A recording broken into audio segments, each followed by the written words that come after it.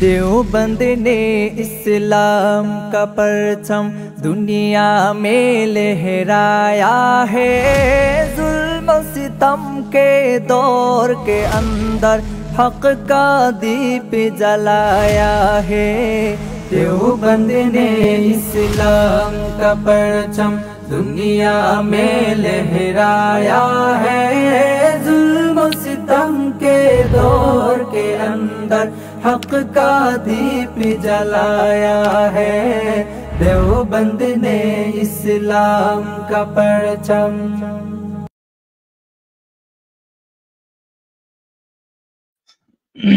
अस्सलामु अलैकुम व रहमतुल्लाहि व बरकातुहू। अल्हम्दुलिल्लाहि वहदह वस्सलातु वस्सलामु अला मान ला नबिय्या बा'दह, अम्मा बाद। সুপ্রিয় দর্শক শ্রোতা, কাছের দূরে দেশ ও প্রবাস যে যেখান থেকে আমাদের আজকের এই গুরুত্বপূর্ণ লাইভ অনুষ্ঠানটি প্লে করেছেন, আপনাদের সকলকে আমরা ফেস দ্য ট্রুথ, সত্যের মুখোমুখি এই প্ল্যাটফর্মের পক্ষ থেকে জানাই আন্তরিক শুভেচ্ছা ও অভিনন্দন। পাশাপাশি যারা আমাদের ইউটিউব চ্যানেল থেকে দেখছেন, আপনাদেরকেও জানাই আন্তরিক শুভেচ্ছা ও অভিনন্দন। সুপ্রিয় দর্শক শ্রোতা, আমরা ইতিপূর্বে আমাদের হযরতকে নিয়ে, মাওলানা আবু বকর সিরাজি সাহেবকে নিয়ে আমরা ইতিপূর্বে একটি লাইভ অনুষ্ঠান করেছিলাম। সেখানে আমরা 20 রাকাতের দলিল সম্পর্কে বিস্তারিত আলোচনা করেছি এবং সেখানে 20 রাকাতের যে হাদিসগুলো রয়েছে এবং 20 রাকাতের যে কওলগুলো রয়েছে সেইগুলো নিয়ে আমরা বিস্তারিত আলোচনা করেছি আলহামদুলিল্লাহ। এবং আমাদের কথা ছিল আমরা 8 রাকাতের দলিল যেগুলো রয়েছে সেগুলো নিয়ে আমরা একটু পর্যালোচনা করব। সেই ধারাবাহিকতায় আমরা আজকে আবারও আপনাদের সামনে উপস্থিত রয়েছি 8 রাকাতের দলিল খণ্ডন বিষয়ে। তো সুপ্রিয় দর্শক শ্রোতা, আমাদের সাথে থাকবেন পুরো লাইভ জুড়ে এবং আমাদের প্রিয় মুহতারাম মাওলানা আবু বকর সিরাজি সাহেবের আলোচনা শুনতে থাকবেন ইনশাআল্লাহ তাআলা। পাশাপাশি সত্য প্রকাশে দ্বীন প্রচারের স্বার্থে আমাদের এই লাইভটি শেয়ার করে দিবেন ইনশাআল্লাহ তাআলা। তো সুপ্রিয় দর্শক শ্রোতা, আমরা কথা না বাড়িয়ে সরাসরি আমাদের প্রিয় শায়েখ মাওলানা আবু বকর সিরাজি সাহেবের কাছে চলে যাচ্ছি। ওনার আলোচনার মধ্যে আমরা চলে যাব ইনশাআল্লাহ তাআলা। জি, আসসালামু আলাইকুম ওয়া রাহমাতুল্লাহ। কেমন আছেন হযরত? ওয়ালাইকুম আসসালাম ওয়া রাহমাতুল্লাহি তাআলা ওয়া বারাকাতুহু। আল্লাহ তাআলার মেহেরবানি যে আমি খুব ভালো আছি। আশা করি আপনিও আল্লাহ তাআলার মেহেরবানিতে ভালো আছেন।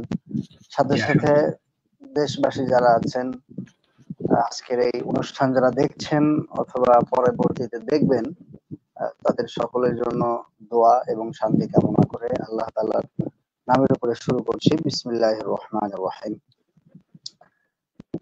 সম্মানিত সুধীবৃন্দ, আমরা গত আলোচনায় এই বিষয়টা প্রমাণ করার চেষ্টা করেছি যে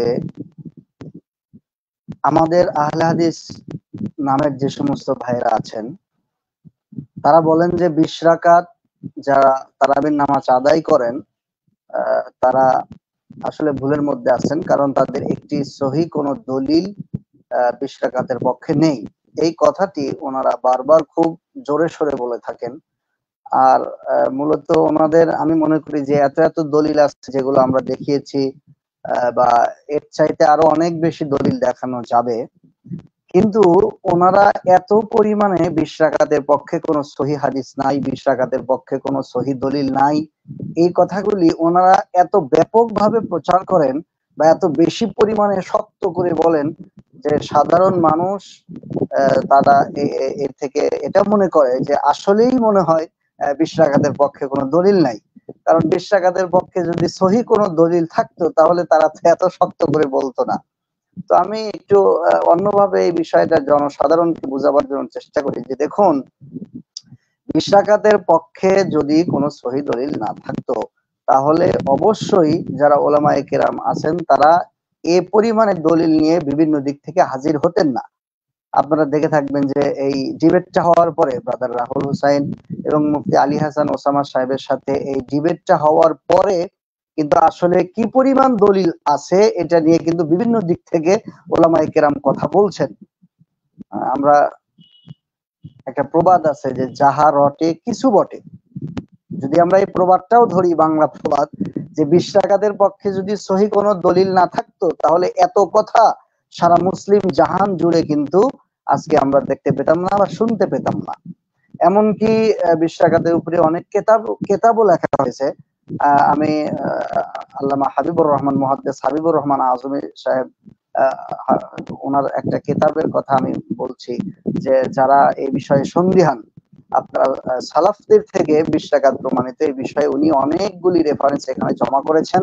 যদি কারো আপনাদের মনে প্রশ্ন থাকে তাহলে আপনারা এই দলিলগুলি সেখান থেকে আপনারা দেখে নিতে পারেন। ওটার নাম হচ্ছে আদাদুর রাকাত লি তারাবিহ বা তারাবিহ কা আদাদে রাকাত, তারাবির রাকাত সংখ্যা। এছাড়া কেউ যদি ব্যক্তিগতভাবে আমাদের ওলামায়ে কেরামের সাথে যোগাযোগ করেন তাহলে ওনারা দলিলের একটা ফিরিস্তি তুলে দিতে পারবেন। এই বিষয়টা আমরা আত্মবিশ্বাসের সাথে বলতে পারি, কারণ এই বিষয়গুলি আমরা দেখেছি। কিন্তু সাধারণ মানুষের সামনে যেহেতু ওলামায়ে কেরাম দলিল নিয়ে আলোচনা করা পছন্দ করেন না, ওনারা দলিলগুলি বুঝবেন না, এই কারণে কিন্তু আমাদের ওলামায়ে কেরাম দলিল নিয়ে তারা আলোচনা করেন না। এই বিষয়টা জনসাধারণকে আমি এখান থেকে সচেতন করতে চাই। তো সম্মানিত উপস্থিতি বা সম্মানিত দর্শক শ্রোতাবিন্দু যারা আপনারা এখানে দেখছেন বা পরবর্তীতে দেখবেন, আমরা কথা না বাড়িয়ে আজকের যে আলোচনার বিষয়টা ছিল যে 8 রাকাতের পক্ষে যে সমস্ত দলিল আছে এই দলিলগুলি আমরা কিভাবে খণ্ডন করতে পারি, বা আমরা যে একটা দাবি করে আসছি যে 8 রাকাতের পক্ষে যে দলিলগুলি ছিল এই দলিলগুলি অসার বা এই দলিলগুলি তারাবির জন্য নয়, এই দলিলগুলি দিয়ে তারাবির নামাজ 8 রাকাত প্রমাণিত হয় না, এটি একটি আমাদের দাবি ছিল। এবং এই দাবির সপক্ষে আজকে কিছু প্রমাণ উপস্থিত করেছি, যেই প্রমাণের মাধ্যমে দেশবাসী তাদের আসলে চাপাবাজিটা জানতে পারবে, যে আসলে তারা কোন জায়গার জিনিস কোন জায়গায় নিয়ে এসে মানুষকে কি বুঝাচ্ছে, এই বিষয়টা মানুষ বুঝতে পারবে ইনশাআল্লাহ। তো এই বিষয়ে আমি সবগুলি কথাকে 3 কথার মধ্যে আমি নিয়ে এসেছি। 1 নম্বর কথা হচ্ছে 20 রাকাতের রাকাত সংখ্যা, এটা বা 8 রাকাতের রাকাত সংখ্যা, এটা তাদের দাবি যে তারাবির নামাজ 8 রাকাত। তো এই 8 রাকাতের রাকাত সংখ্যা রাসূল করিম সাল্লাল্লাহু আলাইহি ওয়াসাল্লাম থেকে প্রমাণিত কিনা, সহিহ হাদিস হোক, হাসান হাদিস হোক, অথবা অন্য কোনো হাদিস হোক, কোনোভাবে রাসূলুল্লাহ সাল্লাল্লাহু আলাইহি ওয়াসাল্লাম থেকে সরাসরি মারফুআন 8 রাকাত এর কোনো রিওয়ায়াত আছে কিনা তারাবির ব্যাপারে, এটা আমার 1 নম্বর কথা। দ্বিতীয় নম্বর কথা হলো যে সাহাবায়ে কেরাম থেকে তারাবির নামাজ 8 রাকাত বর্ণিত কিনা। 3 নম্বর হচ্ছেন যে আমাদের ওনারা যে 8 রাকাতের যে দলিলগুলি দেন, এই দলিলগুলির মধ্যে থেকে যেই সব দলিলগুলি দিয়ে ওনারা 8 রাকাত প্রমাণ করতে চান, সেই সব দলিলগুলি আদৌ 8 রাকাত তারাবির নামাজকে নির্দেশ করে কিনা, এই 3টা বিষয়ের উপরে আমি কথা বলবো। আমি দর্শক শ্রোতা যারা আছেন তাদেরকে জানিয়ে রাখি যে আমি কিন্তু এখানে এমনিতেই গল্প করতে আসিনি, শত ব্যস্ততার মাঝেও এই দলিলগুলি আপনাদের সামনে উপস্থাপন করেছি। আমি অন্য কোনো কথার দিকে যাব না, আজকে আলোচনায় 3 পয়েন্টের ভিতরে আমরা শেষ করব। তো আমরা যদি দেখি যে 8 রাকাতের কথা বলে কোনো হাদিস আছে কিনা সরাসরি তারাবি উল্লেখ করে, তো এই সংক্রান্ত একটি হাদিস আছে, যে হাদিসটি হযরতে জাবের রাদিয়াল্লাহু তাআলা আনহু থেকে বর্ণিত হয়েছে যে রাসূল সাল্লাল্লাহু আলাইহি ওয়াসাল্লাম রমজানে 8 রাকাত তারাবি পড়তেন। এটি হচ্ছে তাদের একমাত্র হাদিস, যে হাদিসের ভিতরে তারাবি 8 রাকাতের কথা ওনার থেকে উল্লেখ আছে। কিন্তু মজার বিষয় হলো যে তারাবি উল্লেখ করে এই হাদিস যে রাসূল সাল্লাল্লাহু আলাইহি ওয়াসাল্লাম রমজানে 8 রাকাত তারাবি পড়তেন, এই হাদিসটা একেবারে নিতান্তই যঈফ হাদিস। সকল মুহাদ্দিসিনে কিরাম এই হাদিসের যূফের ব্যাপারে একমত। এখন এখানে প্রত্যেকটা হাদিসের অনেক হাদিসের বেলায় এটা থাকে যে কিছু মুহাদ্দিস যঈফ বলেন, কিছু মুহাদ্দিস আবার এটাকে সহিহ বলেন, কিছু মুহাদ্দিস হাসান বলেন, কিন্তু এই হাদিসের ব্যাপারে কোন মুহাদ্দিস এই 8 রাকাতের তারাবির এই হাদিসের ব্যাপারে, যেটা জাবের রাদিয়াল্লাহু তাআলা থেকে বর্ণিত, এই হাদিসের ব্যাপারে কোন মুহাদ্দিস এই হাদিসকে হাসান বা সহিহ বলেন নাই। সকল মুহাদ্দিস একমত যে এই 8 রাকাতের বর্ণনা রাসূল সাল্লাল্লাহু আলাইহি ওয়াসাল্লাম থেকে 8 রাকাতের এই বর্ণনা একেবারে যঈফ। এজন্য এখানে আমার বেশি কথা বলতে হবে না, তাদের 1 নম্বর দলিল যেটা, এই দলিলটা একেবারে যঈফ। এখানে কেউ কোনো প্রকারের কোনো কথা বলেন নাই যে তার যৌফকে খণ্ডন করে হাসান করেছেন, এই ধরনের কোনো ব্যাপারটা এই হাদিসের বেলায় ঘটেনি। যদি তারা এই হাদিসের কোনোভাবে তারা যদি হাসান প্রমাণ করতে পারেন, এই হাদিসকে তারা যদি কোনোভাবে হাসান প্রমাণ করতে পারেন, তাহলে তাদের প্রতি চ্যালেঞ্জ থাকলো তারা যেন সেটা করে দেখান। এটাই হচ্ছে আমার এর ব্যাপারে একবারে চূড়ান্ত কথা। যদি তারা এই হাদিস কোন মুহাদ্দিস হাসান বলেছেন, কোন মুহাদ্দিস এই হাদিসকে সহিহ বলেছেন, এই ধরনের একটা কথা যদি তারা প্রমাণ করতে পারেন, তাহলে তারা যেন এই হাদিসের ব্যাপারে সেই প্রমাণ তারা যেন উপস্থাপন করেন, এটা তাদের প্রতি একটা চ্যালেঞ্জ থাকলো। সুতরাং 1 নম্বর দলিলটা শেষ হয়ে গেল। দ্বিতীয় নম্বর, তারা যখন 8 রাকাত তারাবির এই হাদিসটা ঐক্যবদ্ধভাবে জৌফের কারণে তারা যখন সহিহ হাদিসের স্লোগান দেয়, কিন্তু তারা পেশ করেছে জয়ীফ হাদিস। এজন্য তারা একটা হাদিস তারা উল্লেখ করেন, যেই হাদিসটা তারাবির ব্যাপারে সবচেয়ে মজবুত হাদিস প্রথম নম্বরে তারা নিয়ে আসেন। সেই হাদিসটা হচ্ছে হযরতে আম্মাজান আয়েশা সিদ্দিকা রাদিয়াল্লাহু তাআলা আনহা, ওনার যে হাদিসটা রাসূল করিম সাল্লাল্লাহু আলাইহি ওয়াসাল্লামের রমজান শরীফের এবং রমজান শরীফের বাইরের রাত্রিকালীন নামাজ সংক্রান্ত যে বর্ণনাটি রয়েছেন, যে বর্ণনাটি আমাদের যে বুখারী শরীফের ভিতরেও রয়েছে, অন্যান্য কিতাবের মধ্যেও রয়েছে, সেই বর্ণনাটার ভিতরে আমাদের আহলে হাদিস ভাই যারা আছেন, সেই সমস্ত আহলে হাদিস ভাই যারা, এই আহলে হাদিস ভাইয়েরা এই হাদিসটা দিয়ে তারা এভাবে দলিল দেওয়ার চেষ্টা করেন। সম্মানিত দেশবাসী, আপনারা খেয়াল করবেন, এই হাদিসের ভিতরে আম্মাজান আয়েশা বলছেন যে মা কানা ইয়াজিদু ফি রমাদানা ওয়ালা ফি গায়রিহি, রাসূল করিম সাল্লাল্লাহু আলাইহি ওয়াসাল্লাম রমজান এবং রমজানের বাইরে 11 রাকাতের বেশি পড়তেন না। অর্থাৎ 8 রাকাত রাসূল করিম সাল্লাল্লাহু আলাইহি ওয়াসাল্লাম পড়তেন, 8 রাকাত পড়তেন একভাবে, আর 3 রাকাত বিতের পড়তেন। তো 3 রাকাত বিতের যদি আমরা 11 রাকাতের মধ্যে থেকে বাদ দিই, তাহলে 8 রাকাত থাকে।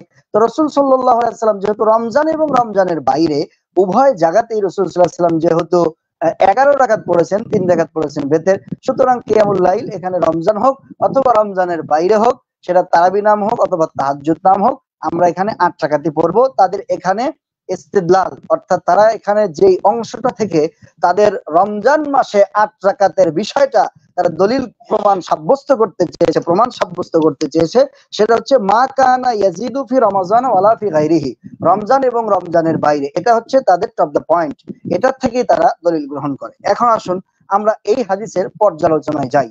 এই হাদিসের পর্যালোচনা এটা যে তাহাজ্জুদ সংক্রান্ত হাদিস বা তারাবি সংক্রান্ত হাদিস নয়, আমরা যখন প্রথম দাবি করি যে এটা তাহাজ্জুদ সংক্রান্ত হাদিস, তারাবি সংক্রান্ত হাদিস নয়, তখন তারা আমাদেরকে অজস্র ভাষায় গালাগালি করে, গালাগালি করে বলে এরা অন্ধ, এরা মুকাল্লিদ, এরা সালাফদের অনুসরণ করে না।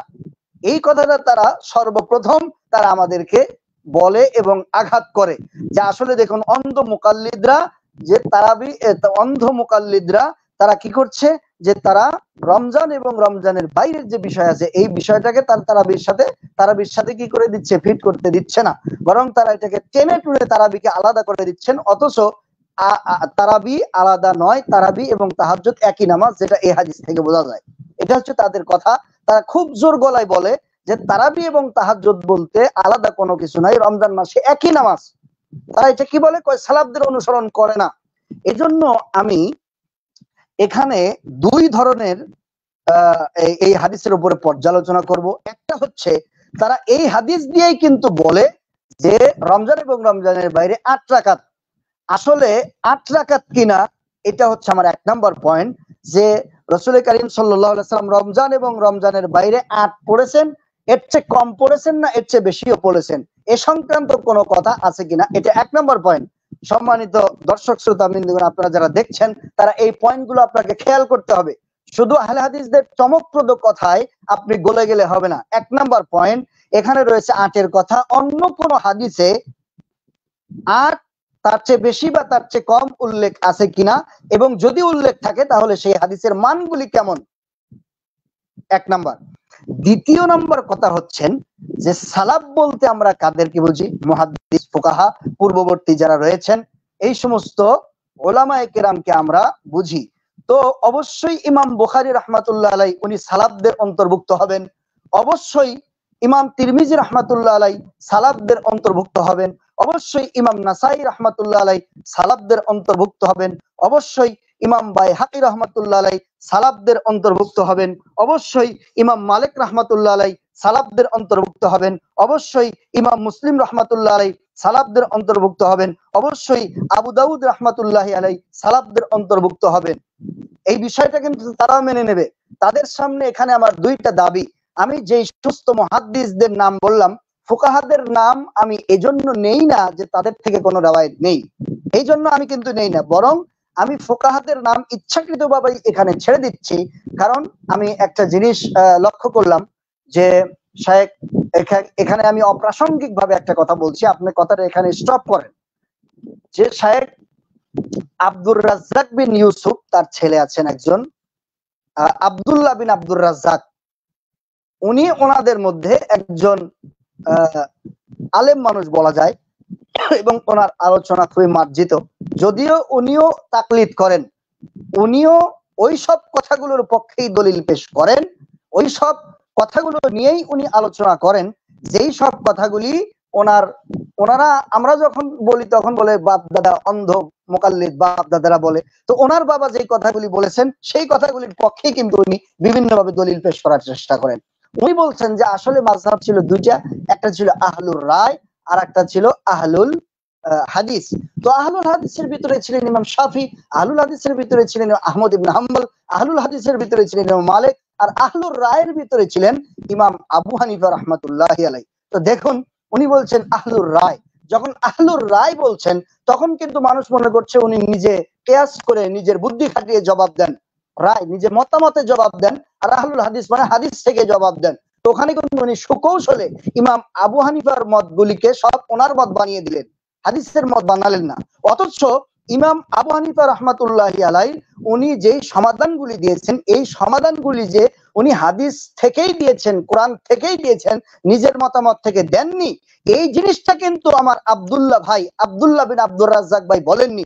উনি নিজেকে আহলে ইলমের মতো উপস্থাপন করেন, উনি হানাফি ফিকহ নিয়ে অনেক কথা বলেন, কিন্তু ইমাম আবু হানিফার মাসআলা এবং মাসলাকের উপরে, ওনার রায়ের উপরে যে যতগুলি কিতাব লেখা হয়েছে, যেই কিতাবগুলির ভিতরে ওনার রায়ের উপরে যে হাজার হাজার দলিল আছে, কোরআন এবং হাদিস থেকে, সাহাবায়ে কেরামের আসার থেকে, তাবিঈনদের আসার থেকে, উনি নিজের থেকে খুব কম কথা বলেছেন, নিজের থেকে বলেননি এগুলো দলিল আছে, এই দলিল, এই কথা কিন্তু উনি বলেন নাই।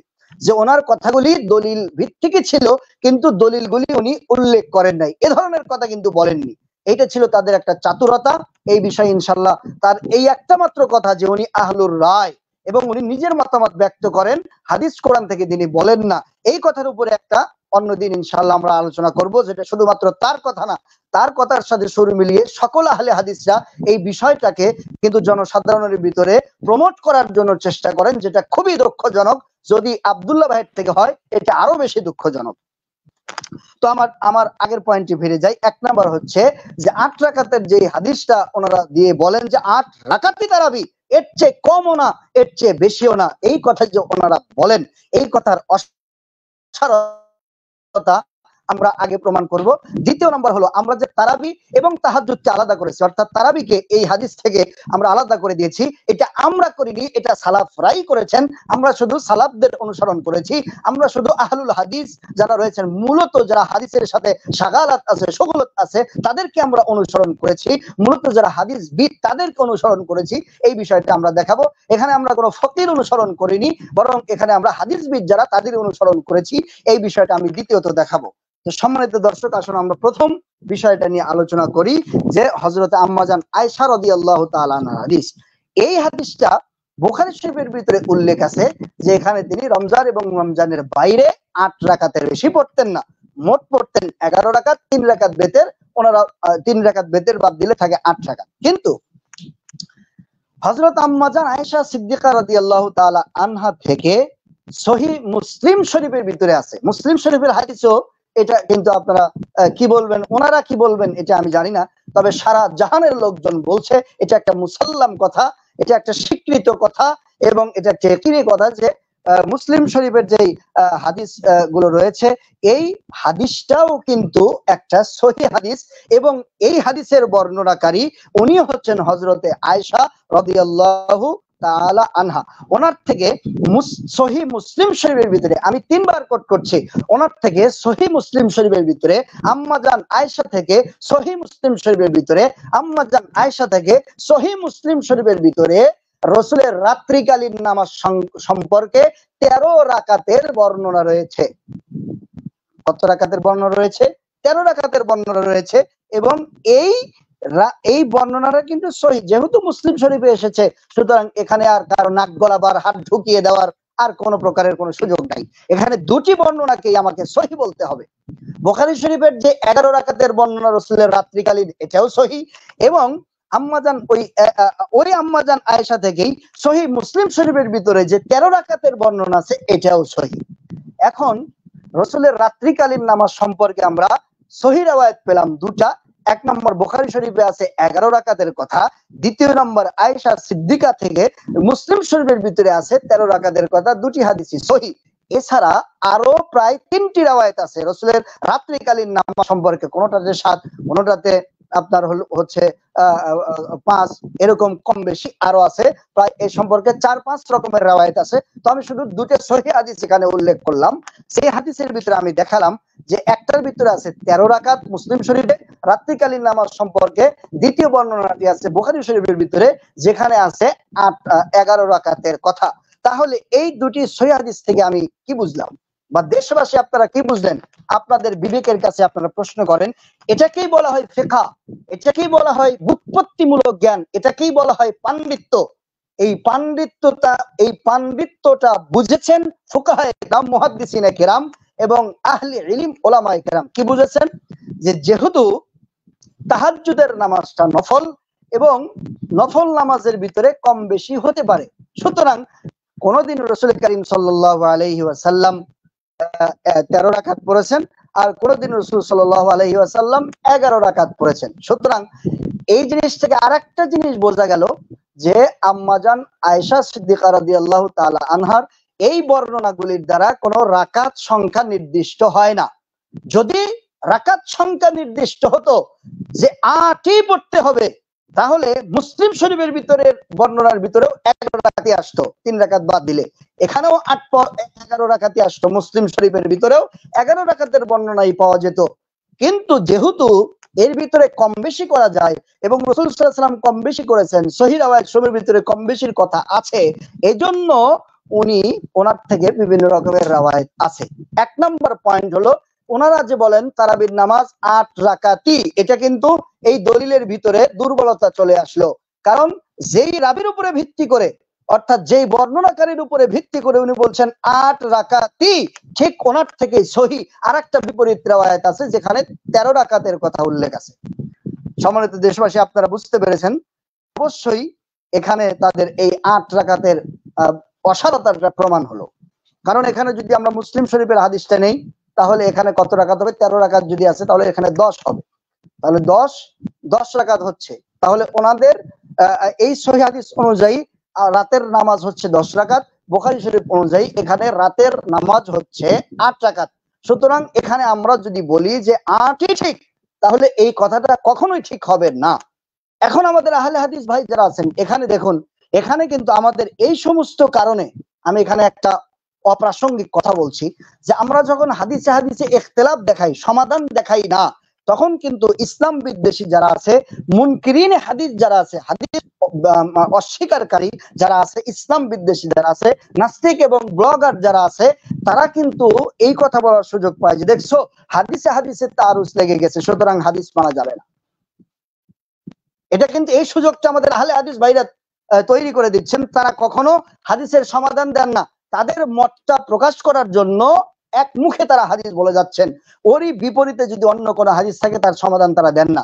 যাতে করে তাদের এই কর্মের দ্বারা ইসলামের কোনো উপকার তো হয়ই না, ইসলাম বিদ্বেষী এবং মুনকিরিন হাদিস যারা, তারা একটা পাথেয় সংগ্রহ করে দিচ্ছেন তাদের তরজে তরিক এবং তরজে আমলের দ্বারা। দেশবাসীকে তাদের এই কুকর্মের ব্যাপারে, তাদের এই খারাপ উসুলের ব্যাপারে সতর্ক থাকতে হবে, বদ উসুলের ব্যাপারে সতর্ক থাকতে হবে। তাহলে প্রমাণিত হলো যে এখানে 8 রাকাতই একমাত্র না, এখানে 8ও আছে, 10ও আছে। সুতরাং রাকাত সংখ্যা নির্ধারিত নয়। যদি আপনারা বলেন 8ই নির্ধারিত, তাহলে এখানে মুসলিম শরীফের রাওয়ায়াতটা কি করবেন ওনারা? ওনাদের কাছে প্রশ্ন থাকলো। আজকে আমি ওনাদের দলিলের উপরে প্রশ্ন করতে এসেছি, জবাব দিতে আসেনি। ওনারা যদি, আমার কাছে জবাব আছে, আমার কাছে জবাব নাই তা না, আমার কাছে জবাব আছে, কিন্তু আমি জবাবটা দিব না। জবাবটা তারাই যেন দেয় এবং জবাবটা যেন চাপাবাজি না হয়, জবাবটা যেন সমাধানমূলক, সন্তুষ্টজনক হয়, এটা তাদের প্রতি আমার অনুরোধ রইল। দ্বিতীয় নম্বর হচ্ছে ইমাম বুখারী রাহমাতুল্লাহি আলাইহি সহ অন্যান্য মুহাদ্দিসিন যারা রয়েছেন, তারা এই হাদিস থেকে কি বুঝেছেন, এটা হচ্ছে কথা, যে এই হাদিস তাহাজ্জুদের ব্যাপারে না এই হাদিসটা তারাবির ব্যাপারে। এই হাদিস থেকে তারা কি বুঝেছেন, আসুন ইমাম বুখারী রাহমাতুল্লাহি আলাইহি ওনার দেখেই শুরু করি।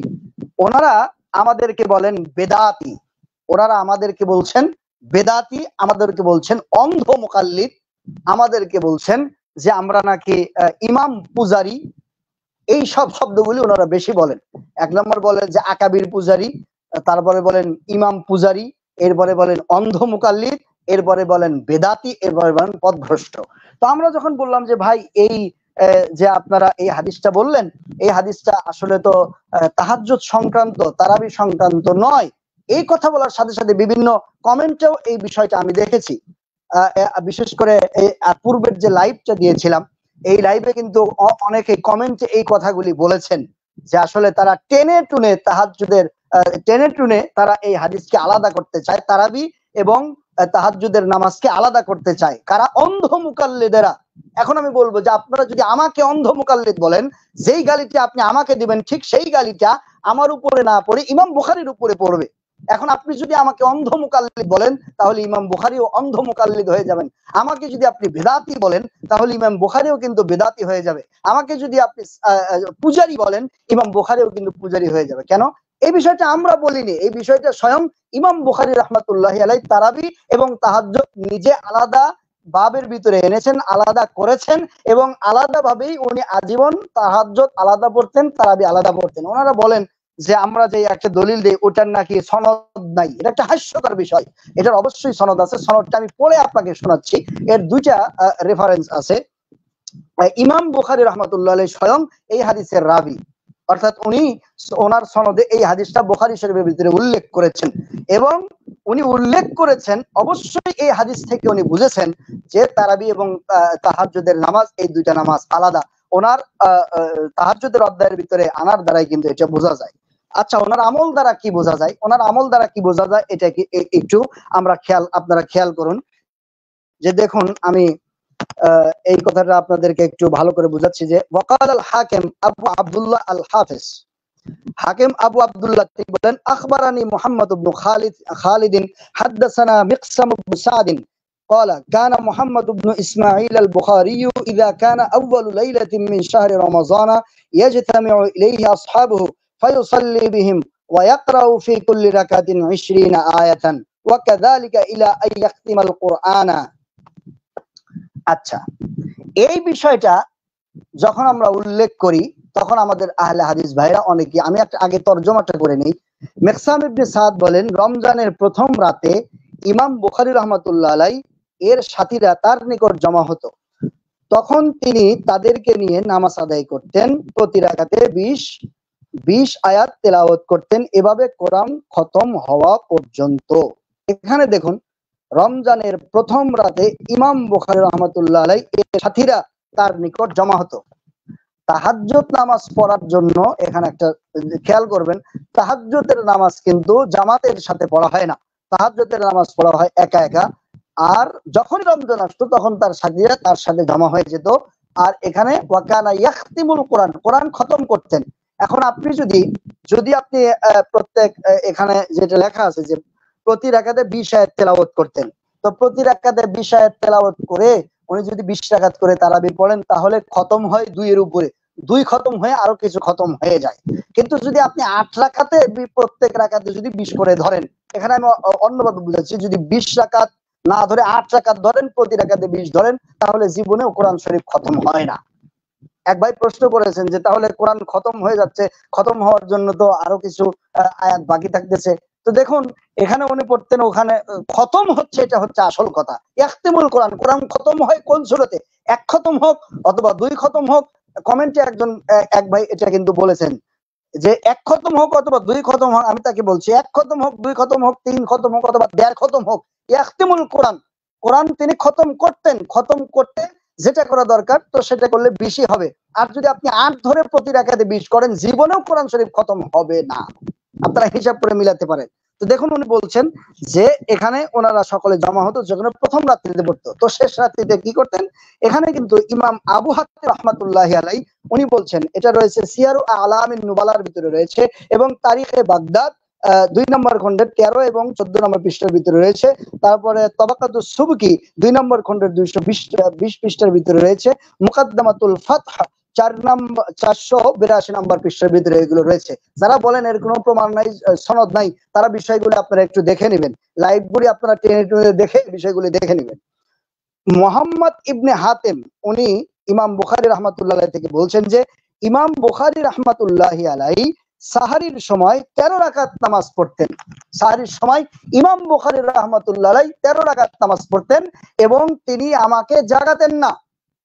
এটা যদি তাহাজ্জুদের নামাজ না হয়ে তারাবির নামাজ হতো, অবশ্যই কিন্তু তিনি একা বলুন না জামাতে বলুন, সে কিন্তু লোকদেরকে জাগাতো, তারাবির নামাজ অবশ্যই জাগাতো। কিন্তু এখানে জাগাতেন না, তার মানে হচ্ছে এটা নফল নামাজ, এটা তারাবির নামাজ নয়, এটা তাহাজ্জুদের নামাজ, এবং পড়তেন 13 রাকাত। এরপর তিনি যখন তাকে জিজ্ঞাসা করলেন যে আচ্ছা আপনি আমাকে জাগালেন না কেন, ওয়ালাম তুকিজনি, আপনি আমাকে কেন জাগালেন না, তখন ইমাম বুখারী রাহমাতুল্লাহি আলাইহি বলছেন ওয়ালা আনতা শাবুন ওয়ালা উহিব্বু আন উফসিদা আলাইকা নাওমাকা, তুমি একজন যুবক মানুষ, অনেক খাটাখাটনি করো, আমি চাই না রাতের বেলা তোমার ঘুমটা নষ্ট হোক। এখন এখান থেকে আমরা স্পষ্টতই বুঝতে পারি যে ইমাম বুখারী রাহমাতুল্লাহি আলাইহি নিজে তারাবি এবং তাহাজ্জুদের নামাজকে আলাদা বুঝেছেন। এ কারণে উনি একা একা শেষ রাতে 13 রাকাত তাহাজ্জুদ নামাজ পড়েছেন, যেখানে তার শাগরেদকেও জাগাননি। আর রাতের প্রথমাংশে ওনার কাছে লোকেরা জমা হতো এবং তিনি তাদেরকে নিয়ে নামাজ পড়তেন। তো এখান থেকে প্রমাণ হলো যে উনি দুই ধরনের নামাজ পড়তেন। এক ধরনের নামাজ পড়তেন জামাতের সাথে লোকদেরকে নিয়ে, আরেক ধরনের নামাজ পড়তেন শেষ রাতের বেলা একা একা। তো এখান থেকে আপনারা কি বলবেন, এটা কি তাহাজ্জুদের নামাজ ছিল? এটা একটা হাস্যকর বিষয়। বুঝলে আপনারা বুঝবেন, না বুঝলে কোনোদিনও তাদেরকে বিষয়টা বোঝানো সম্ভব না। যারা শুধুমাত্র আমাদের এই সিরাজগঞ্জের একটা ভাষা আছে, এটা গ্রাম্য ভাষা বলা উচিত না, এরপরে বলি যে যারা উজানি, অর্থাৎ সারা দুনিয়ার মানুষ যাচ্ছে পূর্ব দিকে আর উনি একাই যাচ্ছে পশ্চিম দিকে, তো তুমি কোথায় যাও? তো উনি পশ্চিম দিকে যায় আর বলে আমিও তোমাদের সাথে পূর্ব দিকেই যাই। এটাকে আমাদের দেশের ভাষায়, সিরাজগঞ্জের ভাষায় বলে এটাকে উজানি, অর্থাৎ যে বিপরীতে চলে লোকদের সাথে থাকার দাবি করে। সব গ্রামের সব মানুষ যাচ্ছে পূর্ব দিকে আর একজন হেঁটে যাচ্ছে একেবারে তাদের বিপরীত পশ্চিম দিকে। তাকে লোকেরা জিজ্ঞাসা করলো, উদাহরণ বলা ফরজান, জিজ্ঞাসা করে যে ভাই কোথায় যাও? কয় আমি পূব দিকে যাই, তোমাদের সাথেই যাই। এই বিষয়টা যেরকম ভাবে কোনোদিনও একরকম হতে পারে না, এটা যে বুঝে না, ঠিক তদ্রূপ ভাবে এই বর্ণনার পরেও ইমাম বুখারী রাহমাতুল্লাহি আলাইহি এই দুই ধরনের নামাজের দুই রকমের ছিল, এটাও তারা বুঝতে কখনো চেষ্টা করবেন না। এটা আমাদের দেশের ভাষায় উজানি ছাড়া আর কিছু না। আচ্ছা, দ্বিতীয় নাম্বার কথা হচ্ছে ইমাম বুখারী রাহমাতুল্লাহি আলাইহির ব্যাপারটা তো আমরা বুঝলাম। এবার আসুন অন্যান্য মুহাদ্দিস ওনারা কি বুঝেছেন এই হাদিস থেকে, ওনারা কি বুঝলেন? 8 টাকাদের এই যে বর্ণনাটা রয়েছে, এই বর্ণনা থেকে ওনারা কি বুঝলেন? ওনারা যেটা বুঝেছেন তার আগে আমি তাদের একটা ফিরিস্তি আপনাদের সামনে তুলে ধরি, আর বেশি সময় নেওয়া যাবে না। এখানে আমি বলছি প্রথমে মুসলিম শরীফের কথাই ধরি। ইমাম মুসলিম রাহমাতুল্লাহি আলাইহি, অবশ্যই ইমাম মুসলিম রাহমাতুল্লাহি আলাইহি উনি হাদিস বুঝতেন, কোন হাদিস কোন অধ্যায়ে আনতে হবে এটা আমাদের চেয়ে উনি বেশি বোঝেন, অবশ্যই বোঝেন, কারণ তিনি কিতাবের মুসান্নিফ, তিনি কিতাবের লেখক, উনি জানেন যে কোন হাদিস কোন জায়গায় ফিট হবেন। আমি এক ভাইয়ের কথা উল্লেখ করি, আমি যখন এটা বললাম যে আসলে এই দুইটা আলাদা, তখন এক ভাই বললেন যে দেখো ইমাম বুখারী কি বলেছেন, কি করেছেন এটা আমাদের দেখার দরকার নাই, রাসূলুল্লাহ কি করেছেন এটা আমাদের দেখার দরকার। কথা কিন্তু সুন্দর, এটা কমেন্টে এক ভাই লিখেছেন। আমি তাকে বলছি ভাই আপনার কাছে সশ্রদ্ধ ভাবে আমি একটা প্রশ্ন রাখতে চাই যে রাসূল যা করেছেন এটা আমাদের করতে হবে এবং এটা আমরা করব, এটা আমাদের সকলের কথা, এটাই একমাত্র কথা, এটা আমাদের সকলের হৃদয়ের কথা। কিন্তু বিষয়টা হলো রাসূল কোন কাজ কিভাবে করেছেন এটা কি আপনি ইমাম বুখারীর চেয়ে বেশি বোঝেন? এখানে তারা থাকলে হতো যদি বলেন যে হ্যাঁ আমরা ইমাম বুখারীর চেয়ে বেশি বুঝি, তাহলে ইমাম বুখারীর কিতাব দিয়ে তাদের তো দলিল দেওয়া চলবে না। ওনারা নিজেরা হাদিস কোন জায়গা থেকে সংগ্রহ করবেন, কোথায় তারা থাম দেবেন, এরকম ভাবে একটা হাদিসের কিতাব রচনা করতে হবে। এটা একটা হাস্যকর বিষয় যে ইমাম বুখারীর চেয়ে বর্তমান জামানার যারা, তারা রাসূলুল্লাহকে মানতে ইমাম বুখারীর চেয়ে তারা অগ্রগামী হয়ে গিয়েছে। তো দেখুন মুসলিম শরীফের 1 নম্বর খণ্ডের 254 নম্বর পৃষ্ঠায় ইমাম বুখারী রাহমাতুল্লাহ আলাইহি একটা অধ্যায় এনেছেন, যেই অধ্যায়ের ভিতরে এই হাদিসটা তিনি ইমাম মুসলিম রাহমাতুল্লাহি আলাইহি, ইমাম মুসলিম তার সহিহ মুসলিম শরীফের 1 নম্বর খণ্ডের 254 নম্বর পৃষ্ঠার ভিতরে তাহাজ্জুদ অধ্যায়ের ভিতরে আম্মা জান আয়েশার হাদিসকে আলাদাভাবে নিয়ে এসেছেন। এই হাদিসটাকে আলাদাভাবে নিয়ে এসেছেন, তাহাজ্জুদের অধ্যায়কে তিনি আলাদাভাবে কায়েম করেছেন এবং তারাবির অধ্যায়কে আলাদা কায়েম করেছেন। ইমাম আবু দাউদ রাহমাতুল্লাহি আলাইহি এই হাদিসটাকে তার আবু দাউদ শরীফের 1 নম্বর খণ্ডের 196 নম্বর পৃষ্ঠায় তাহাজ্জুদের অধ্যায় উল্লেখ করেছেন। ইমাম তিরমিজি রাহমাতুল্লাহি আলাইহি তার জামে তিরমিজির ভিতরে 1 নম্বর খণ্ডে সুনানে তিরমিজির ভিতরে 1 নম্বর খণ্ডের 58 নম্বর পৃষ্ঠার ভিতরে তাহাজ্জুদ অধ্যায়ের ভিতরে উল্লেখ করেছেন এই 11 রাকাতের হাদিসকে। ইমাম নাসাই রাহমাতুল্লাহ আলাইহি সুনানে নাসাইয়ের ভিতরে 1 নম্বর খণ্ডের 154 নম্বর পৃষ্ঠার ভিতরে তাহাজ্জুদ অধ্যায়ের ভিতরে এই হাদিসকে উল্লেখ করেছেন।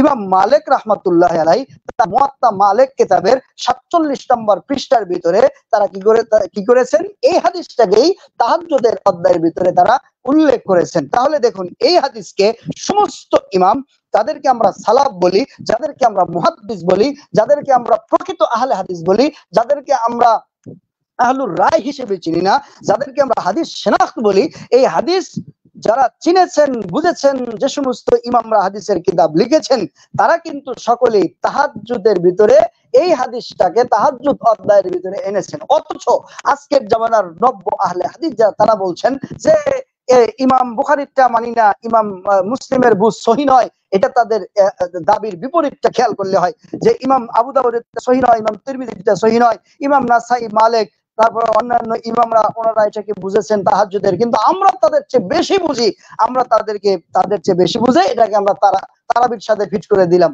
তাহাজ্জুদের সাথে এটাকে আমরা খাস করি না।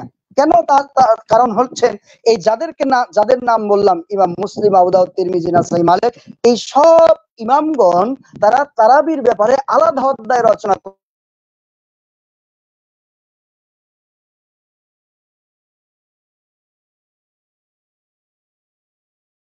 করেছেন। এখন দেখুন, কম নাহরি এবং তাহাজ্জুদের নামাজ এই বিষয়ে অধ্যায়কে ভাগ করতেন না। তারাবির নামাজ এবং তাহাজ্জুদের নামাজ তারা একই রাখতেন। তাহাজ্জুদ আর তারাবি যদি এক হতো, তাহাজ্জুদের অধ্যায়ে তারা কিন্তু বিষয়টা চালিয়ে দিতেন। কিন্তু যেহেতু ওনারা বুঝেছেন, যেহেতু ওনারা এই বিষয়গুলি অবগত ছিলেন এবং ওনাদের মত এটাই যে তারাবি এবং তাহাজ্জুদের নামাজ আলাদা, এজন্য ওনারা অধ্যায় রচনা করেছেন আলাদা। আমি এখন, তারা যদি প্রশ্ন করে যে তাদেরটা মানি না, তাহলে আমি তাদেরকে এখানে প্রশ্ন করব যে আপনারা কি মুসলিম, আবু দাউদ, তিরমিজি, নাসাই, মালিক, বুখারী থেকে এই সব অধ্যায়গুলিকে আপনারা বাদ দিতে পারবেন? এই অধ্যায়গুলি কিন্তু আপনারা বাদ দিতে পারবেন না। এই অধ্যায়গুলি যদি আপনারা বাদ দিতে না পারেন, তাহলে আপনাদের নতুন করে হাদিসের গ্রন্থ রচনা করতে হবে, যেখানে আপনারা এনাদের থেকে সহযোগিতা নিতে পারবেন না। তার কারণ হলো, আমরা যদি অন্ধ পূজার কারণে, শায়েখ পূজার কারণে, বেদাতি হওয়ার কারণে, মাযহাবী হওয়ার কারণে তারাবি আর তাহাজ্জুদের নামাজ টেনে টুনে এক করি, তারাবি আর তাহাজ্জুদের নামাজকে টেনে টুনে যদি আমরা আলাদা করি, তাহলে এই আলাদা কিন্তু আমরা করিনি, এই আলাদা কিন্তু ইমাম মুসলিম করেছেন, এজন্য আমরা আলাদা করেছি। এই আলাদা কিন্তু ইমাম বুখারী করেছেন, এজন্য তারাবি তাহাজ্জুদকে আমরা আলাদা করেছি। ইমাম তিরমিজি তারাবি তাহাজ্জুদকে আলাদা করেছেন, এজন্য আমরা করেছি। ইমাম নাসাই, ইমাম মালিক, এই মুহাদ্দিসরা তারাবি এবং তাহাজ্জুদের নামাজকে আলাদা করেছেন, এজন্য কিন্তু আমরা আলাদা করেছি। এখন ওনারা কিন্তু আহলে হাদিসের দাবি করে হাদিস ওয়ালাদের মতকে তারা উপেক্ষা করে চলছেন, তারা মানছেন না। এখন আমি সাধারণ মানুষ যারা, তাদেরকে বলবো, আপনারা কি ইমাম মুসলিম, আবু দাউদ, তিরমিজি, নাসাই তাদের বুঝকে মেনে নেবেন, না আমাদের রাহুল ভাইয়ের মতো যারা আছে তাদের বুঝকে মেনে নেবেন? এটা আপনাদের বিবেকের উপরে। এজন্য আমি একটা কথা বলি যে বুঝলে সহি পথ পায়, কিন্তু অতি বুঝলে পথভ্রষ্ট হয়। এজন্য আমি তাদেরকে ইমাম মুসলিম, আবু দাউদ, তিরমিজি, নাসাই, মালিক যারা আছেন তাদের থেকে বেশি না বোঝার জন্য পরামর্শ দিচ্ছি, কারণ এর দ্বারা তারা দল্লু আদল্লু, নিজেরাও পথভ্রষ্ট হবে এবং অন্যদেরকে পথভ্রষ্ট করবে, যেটা করতেছে। তো যাই হোক, আমরা এখানে যে দুটি বিষয় দেখালাম, যে তাদের 8 রাকাতের যে বর্ণনাটি তারা বুখারী শরীফ থেকে দেন, এর ভিতরে দুইটা সমস্যা। 1 নম্বর সমস্যা হলো 8 রাকাত প্রমাণিত হয় না, 8 রাকাতই তারাবি এটা প্রমাণিত হয় না, 13 রাকাতও প্রমাণিত হয়, তারপরে আপনার আরো দুইটা বর্ণনা আছে যেখান থেকে 7, 5, 9 এই ধরনের বর্ণনা রিওয়ায়াত হয়। অর্থাৎ আম্মা জান আয়েশা যে হাদিসটা দিয়ে তারা দলিল দিয়েছেন, এই হাদিস একই ভাবে আরো বিভিন্ন কিতাবে সহিভাবে 4-5 রকমের রিওয়ায়াত আছে। সুতরাং এখানে আমরা 8ই হবে এটা বলতে পারি না। সুতরাং এর দ্বারা প্রমাণিত হলো তারাবির নামাজ 8 রাকাতই। এই দাবিটা ভিত্তিহীন। এই দলিল দিয়ে তাদের এই দাবিটা কিন্তু চলবে না, যেটা আমি খণ্ডন করে অসারতা প্রমাণ করে দেখালাম। দ্বিতীয় নাম্বার হলো যে তাদের কথা যে তারাবি এবং তাহাজ্জুদের নামাজ একই নামাজ, তারাবি এবং তাহাজ্জুদ আলাদা নয়। এই ব্যাপারে আমি বলি এটা শুধুমাত্র তাদের অতি বুঝ এবং অতি পণ্ডিতি। অতি পণ্ডিতি এই কারণে বললাম যে যেই সমস্ত হাদিসের কিতাব থেকে তারা এই দলিলটা দেন, প্রায় আমি সকলের নাম বলেছি যে তারা সকলেই এই হাদিসটা যে তারাবি সংক্রান্ত নয় তাহাজ্জুদ সংক্রান্ত, এই বিষয়টা কিন্তু সকল ইমামগণ তাহাজ্জুদ অধ্যায়ে এনে এই বিষয়টা পরিষ্কার করে দিয়ে তারা আলাদাভাবে তারাবির নামাজ বা কিয়ামুল লাইল ফি রমাজান সম্পর্কে আলাদা অধ্যায় কায়েম করেছেন, যার দ্বারা বোঝা যাচ্ছে যে তাদের 1 নাম্বার শক্তিশালী দলিলটা তারাবি সংক্রান্ত নয় তাহাজ্জুদ সংক্রান্ত।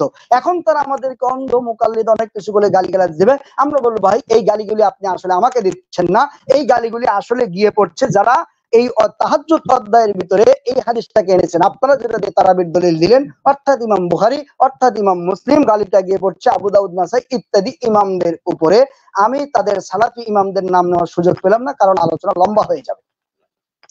দ্বিতীয় নাম্বার কথা হচ্ছে তাদের দ্বিতীয় দলিল, যেই দলিলটা তাদের দ্বিতীয় নাম্বার শক্তিশালী দলিল, যে দলিলটা মুয়াত্তা মালিকের ভিতরে এসেছে, যে দলিল সময় তারা বলছেন যে মালিক আন মুহাম্মদ ইবনে ইউসুফ আন সাইব ইবনে ইয়াজিদ আন্নাহু ক্বালা আমারা উমর ইবনে আল খাত্তাব উবাই ইবনে কাব ওয়া তামিম আদ-দারি আন ইয়াকুমা লিন-নাস বি11 রাকাতান।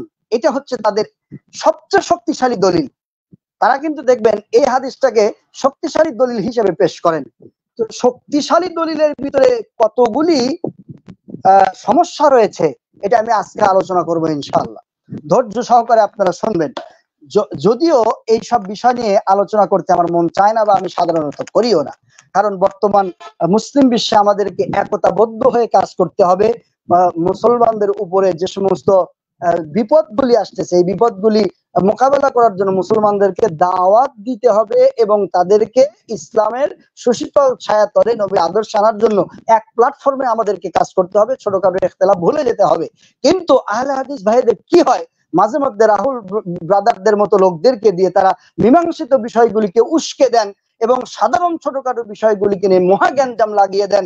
এটা আসলে কিসের ইঙ্গিত এটা আমি বুঝতে চাই না, কিন্তু তারা যেহেতু একটা মীমাংসিত বিষয়ে ফিতনা লাগাতে চেষ্টা করেন, এজন্য জনসাধারণের সামনে বিষয়গুলিকে উপস্থাপন করতে হয়। তাদের শক্তিশালী দ্বিতীয় দলিলের প্রথম দুর্বলতা আমি উল্লেখ করছি, খেয়াল করুন।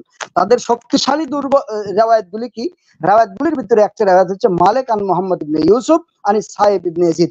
সাইব ইবনে ইয়াজিদ থেকে মুহাম্মদ ইবনে ইউসুফ এর বর্ণনা ইমাম মালিক করেন, অর্থাৎ ইমাম মালিক মুহাম্মদ ইবনে ইউসুফ থেকে, মুহাম্মদ ইবনে ইউসুফ সাইব ইবনে ইয়াজিদ থেকে বলেন যে ওমর রাদিয়াল্লাহু তাআলা আনহু উবাই ইবনে কাব এবং তামিমে দারিকে নির্দেশ করেছেন 11 রাকাত নামাজ পড়ার। এখানে তারা বলেন যে নির্দেশ করেছেন, নির্দেশ দিয়েছেন, আদেশ দিয়েছেন। ওমর রাদিয়াল্লাহু তাআলা আনহুর আদেশ, এটা আমর, আর আমর আদেশের উপরে আমল করাটা হচ্ছে ওয়াজিব। আদেশটা মানতে হয়, কথা তো ঠিক, আদেশটা মানতেই হবে। কিন্তু বিষয়টা হচ্ছে ওনাদেরকে আমরা বলবো যে ভাই এই সম্পর্কে রিওয়ায়াত কি একটা না আরো অন্য কোন রিওয়ায়াত আছে? তারা সনদের কথা বলে, সনদের কথা বলে যে গোল্ডেন চেন যেটা বলে যে সিলসিলাতুজ যাহাব বা সবচেয়ে সহিহ সনদ। আমি এর আগে বলেছিলাম যে আসলে সহিহ সনদ এই মালিক আন মুহাম্মদ ইবনে ইউসুফ আন সাইব ইবনে ইয়াজিদ, এই হাদিসকে, এই সনদটাকে, এই বর্ণনা সূত্রটাকে কোন মুহাদ্দিস আসাহুল আসানিদ, যেটাকে সিলসিলাতুজ যাহাব বলা হয়, এটা কোন মুহাদ্দিস বলেছেন, কোন ইমাম বলেছেন, এটা একটু আপনারা আমাকে দেখান। আপনারা সিলসিলাতুজ যাহাব বলছেন যে এটা সবচেয়ে ভালো সনদ, সবচেয়ে ভালো সনদ মুহাম্মদ ইবনে ইউসুফ, এটাকে গোল্ডেন চেন বা সিলসিলাতুজ যাহাব কোন ইমাম বলেছেন? কোন ইমাম বলেন নাই, এটা আপনাদের বানানো। আপনারা নিজেরা বলছেন যে এটা সবচেয়ে সহিহ সনদ, অথচ ইমাম বুখারী এটা বলেন না। ইমাম বুখারী রাহমাতুল্লাহ আলাইহি সহ আর অন্যান্য যারা হাফেজ ইবনে হাজার আসকালানির মতে এই সিলসিলাটা যে মালিক মোহাম্মদ ইবনে ইউসুফ থেকে, মোহাম্মদ ইবনে ইউসুফ সাহেব ইবনে ইয়াজিদ থেকে, এটা সিলসিলাতুল জাহাবের অন্তর্ভুক্ত না। সুতরাং তারা যে সিলসিলাতুল জাহাব সবচেয়ে সহল আসানিদ এটা বলে চিল্লি করে, এটা তাদের নিজেদের বানানো। কোন আহলে হাদিসের যদি ক্ষমতা থাকে, ব্রাদার রাহুল তো দূরের কথা, তাদের যদি ক্ষমতা থাকে, তারা যেন এই সনদটাকে আসাহুল আসানিদ কে বলেছেন, কোন মুহাদ্দিস কোন কিতাবে উল্লেখ করেছেন, এটা যেন তারা জাতির সামনে প্রকাশ করে। তারা বলে আমরা রেফারেন্স ছাড়া কথা বলি না, আমরা দলিল ছাড়া কথা বলি না, অথচ এই ক্ষেত্রে তাদের প্রথম কথারই কোনো দলিল নাই, পারলে তারা দলিল দেখাবে। দ্বিতীয় নম্বর কথা হচ্ছে যে এই সনদটা বা এই কথাটা এটা যে গ্রহণীয় নয়, এর জন্য দুই ধরনের সমস্যা মুহাদ্দিসিনে কেরাম এই হাদিসের ভিতরে দেখিয়েছেন। কি দেখিয়েছেন? মুহাদ্দিসিনে কেরাম বলেন প্রথম কথা হচ্ছে সনদ, দ্বিতীয় কথা হচ্ছে মতন। সাধারণ মানুষ তো সনদ মতন বুঝবে না। তো সনদ হচ্ছে হাদিসের বর্ণনাকারীগণ, অর্থাৎ এই হাদিসকে কার থেকে বর্ণনা করেছেন এই ধারাবাহিকতাকে বলা হয় সনদ। আর মূল বক্তব্য এটাকে বলা হচ্ছে মতন। এই মূল বক্তব্য কোন কথা ওনারা বর্ণনা করছেন, এই মূল বক্তব্যটা হচ্ছে মতন বা মূল হাদিস। আর কারা বর্ণনা করছেন এই ধারাকে বলা হচ্ছে সনদ। তো এই সনদের ভিতরে এবং মতনের ভিতরে উভয়ের মধ্যেই এই হাদিসের ভিতরে সমস্যা রয়েছে, পরস্পর বিরোধিতা এবং ইখতিলাফ রয়েছে। প্রিয় ভাই, এটা কিন্তু তাদের সবচেয়ে শক্তিশালী দলিলের সবচেয়ে বড় দুর্বলতাগুলি আমি উল্লেখ করছি। খেয়াল করুন, এখানে হযরত ওমর রাদিয়াল্লাহু তাআলা আনহুর যে বর্ণনাটা, এই বর্ণনাটার ভিতরে প্রথম কথা, এক নম্বর কথা যে সাইব ইবনে ইয়াজিদ মুহাম্মদ ইবনে ইউসুফ, সাইব ইবনে ইয়াজিদ তিনি সাহাবী, তার থেকে বর্ণনা করছেন মুহাম্মদ ইবনে ইউসুফ। তো মুহাম্মদ ইবনে ইউসুফ হচ্ছেন এখানে মূল বর্ণনাকারী। এখানে মূল বর্ণনাকারী হচ্ছেন মুহাম্মদ ইবনে ইউসুফ। আর সাইব ইবনে ইয়াজিদ যে রয়েছেন উনি তো ওনার থেকে রাওয়ায়াত সাইব ইবনে ইয়াজিদ থেকে রাওয়ায়াত। আর এখানে মুহাম্মদ ইবনে ইউসুফ ইনি রয়েছেন, এই মুহাম্মদ ইবনে ইউসুফ উনি হচ্ছেন তাবী, ওনার শাগরেদ ছিল 5 জন। দেখুন মুহাম্মদ এখানে সাইব ইবনে ইয়াজিদ এখান থেকে উনি হচ্ছেন হাদিসের মূল বর্ণনাকারী, আর মুহাম্মদ ইবনে ইউসুফ থেকে বর্ণনা করেছেন এই একই হাদিস 5 জন। খেয়াল করবেন, এখানে হচ্ছে বিষয়, সাইব ইবনে ইয়াজিদ থেকে এই হাদিসটা বর্ণনা করেছেন মুহাম্মদ ইবনে ইউসুফ, আর মুহাম্মদ ইবনে ইউসুফ থেকে এই একই হাদিস সাইব ইবনে ইয়াজিদের এই একই হাদিস মুহাম্মদ ইবনে ইউসুফ থেকে বর্ণনা করেছেন 5 জন। নাম সহকারে আমি বলছি, এই বিষয়গুলো আপনাদের জানতে হবে। এক নম্বর হচ্ছেন ইমাম মালিক, দ্বিতীয় নম্বর হচ্ছেন ইয়াহইয়া আল কাত্তান, 3 নম্বর হচ্ছেন আব্দুল আজিজ বিন মুহাম্মদ, 4 নম্বর হচ্ছেন ইবনে ইসহাক, 5 নম্বর হচ্ছেন দাউদ বিন কায়েস। অর্থাৎ এই হাদিসটা 11 রাকাতের এই হাদিসটা ওমর সাইব ইবনে এখানে সাইব বিন ইয়াজিদ বলছেন যে ওমর রাদিয়াল্লাহু তাআলা লোকদেরকে তামিমদারি এবং উবাই ইবনে কাবের ইমামতিতে 11 রাকাত নামাজ পড়ার নির্দেশ করেছেন। এই যে বর্ণনাটা, এই বর্ণনাটা মুহাম্মদ ইবনে ইউসুফ থেকে 5 জন বর্ণনা করেছেন। 1 নম্বর ইমাম মালিক, দ্বিতীয় নম্বর ইয়াহইয়া আল কাত্তান, 3 নম্বর আব্দুল আজিজ বিন মুহাম্মদ, 4 নম্বর ইবনে ইসহাক, 5 নম্বর দাউদ বিন কায়েস। তো এখানে প্রথম কথা হচ্ছে, এখানে হাদিসের ভিতরে রয়েছে দুটি কথা। 1 নম্বর হচ্ছে ওমর রাদিয়াল্লাহু তাআলা আনহু নির্দেশ করেছেন, এই ধরনের রাওয়ায়াত আছে। আর কিছু কিছু রাওয়ায়াত আছে যে রাওয়ায়াতের ভিতরে ওমর রাদিয়াল্লাহু তাআলা আনহু নির্দেশ করেননি। উবাই ইবনে কাব এবং তামিমে দারি তারা আছেন, তাদের উপরে লোকদেরকে জমা করেছেন, অর্থাৎ নির্দেশ কথাটা নাই, তাদের উপরে লোকদেরকে জমা করেছেন এই ধরনের কথা আছে, তাদেরকে ইমাম বানিয়ে দিয়েছেন এই কথা আছে, কিন্তু নির্দেশ আমারা শব্দটা নেই। এখানে ইমাম মালিক রাহমাতুল্লাহ বলছেন আমারা ওমর আব্দুল খাত্তাব, আমারা ওমরা, অর্থাৎ ওমর রাদিয়াল্লাহু তাআলা আনহু নির্দেশ করেছেন। তো এখানে প্রথম 2 ভাগে ভাগ। 1 নম্বর নির্দেশ আছে এরকম কিছু বর্ণনা, দ্বিতীয় নম্বর নির্দেশ নাই, জমা করেছেন এ ধরনের বর্ণনা। এখানে খেয়াল করতে হবে যে একই জায়গার একই লোকের অর্থাৎ মুহাম্মদ ইবনে ইউসুফ থেকে সাইফ ইবনে ইয়াজিদের এই রিওয়ায়াতটা মুহাম্মদ ইবনে ইউসুফ থেকে তার শাগিরদরা কিন্তু বর্ণনা করছেন। এক বর্ণনা দেখেন কতজন কতভাবে করে। এখানে দ্বিতীয় নম্বর কথা হচ্ছে রাকাত। বিভিন্ন রাবি বিভিন্ন রাকাত বর্ণনা করেছেন এই মুহাম্মদ ইবনে ইউসুফ থেকে সাইফ ইবনে ইয়াজিদের এই আসর। তাহলে এক নম্বর নির্দেশের ব্যাপারে ভিন্নতা রয়েছে।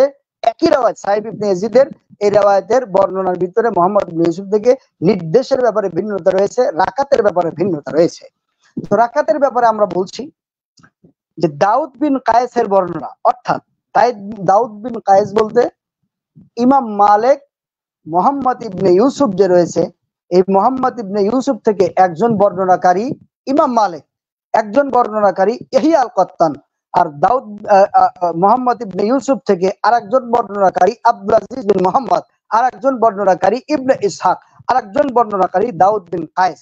তো এই দাউদ বিন কায়েস সাইফ ইবনে ইয়াজিদ এই যে হাদিসটা মুহাম্মদ ইবনে ইউসুফ বর্ণনা করেছেন, এই বর্ণনাটা দাউদ বিন কায়েসের সূত্রে যেটা এসেছে, সেখানে দাউদ বিন কায়েস বলেন যে তিনি 21 রাকাত এর বর্ণনা করেন। 21 রাকাত দাউদ বিন কায়েস মুহাম্মদ ইবনে ইউসুফ থেকে বর্ণনা করেন 21 রাকাত।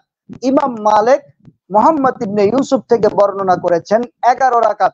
তাহলে দেখুন মুহাম্মদ ইবনে ইউসুফ থেকে তারই শাগরেদ ইমাম মালিকের বর্ণনা 11 রাকাত, মুহাম্মদ বিন ইউসুফ থেকে তার আরেক শাগরেদ দাউদ বিন কায়েসের বর্ণনা হচ্ছে 21 রাকাত, মুহাম্মদ বিন ইউসুফের আরেকজন শাগরেদ ইবনে ইসহাক তার বর্ণনা হচ্ছে 13 রাকাত। খেয়াল করেছেন বিষয়টাকে? জাতি বুঝতে পেরেছে বিষয়টা?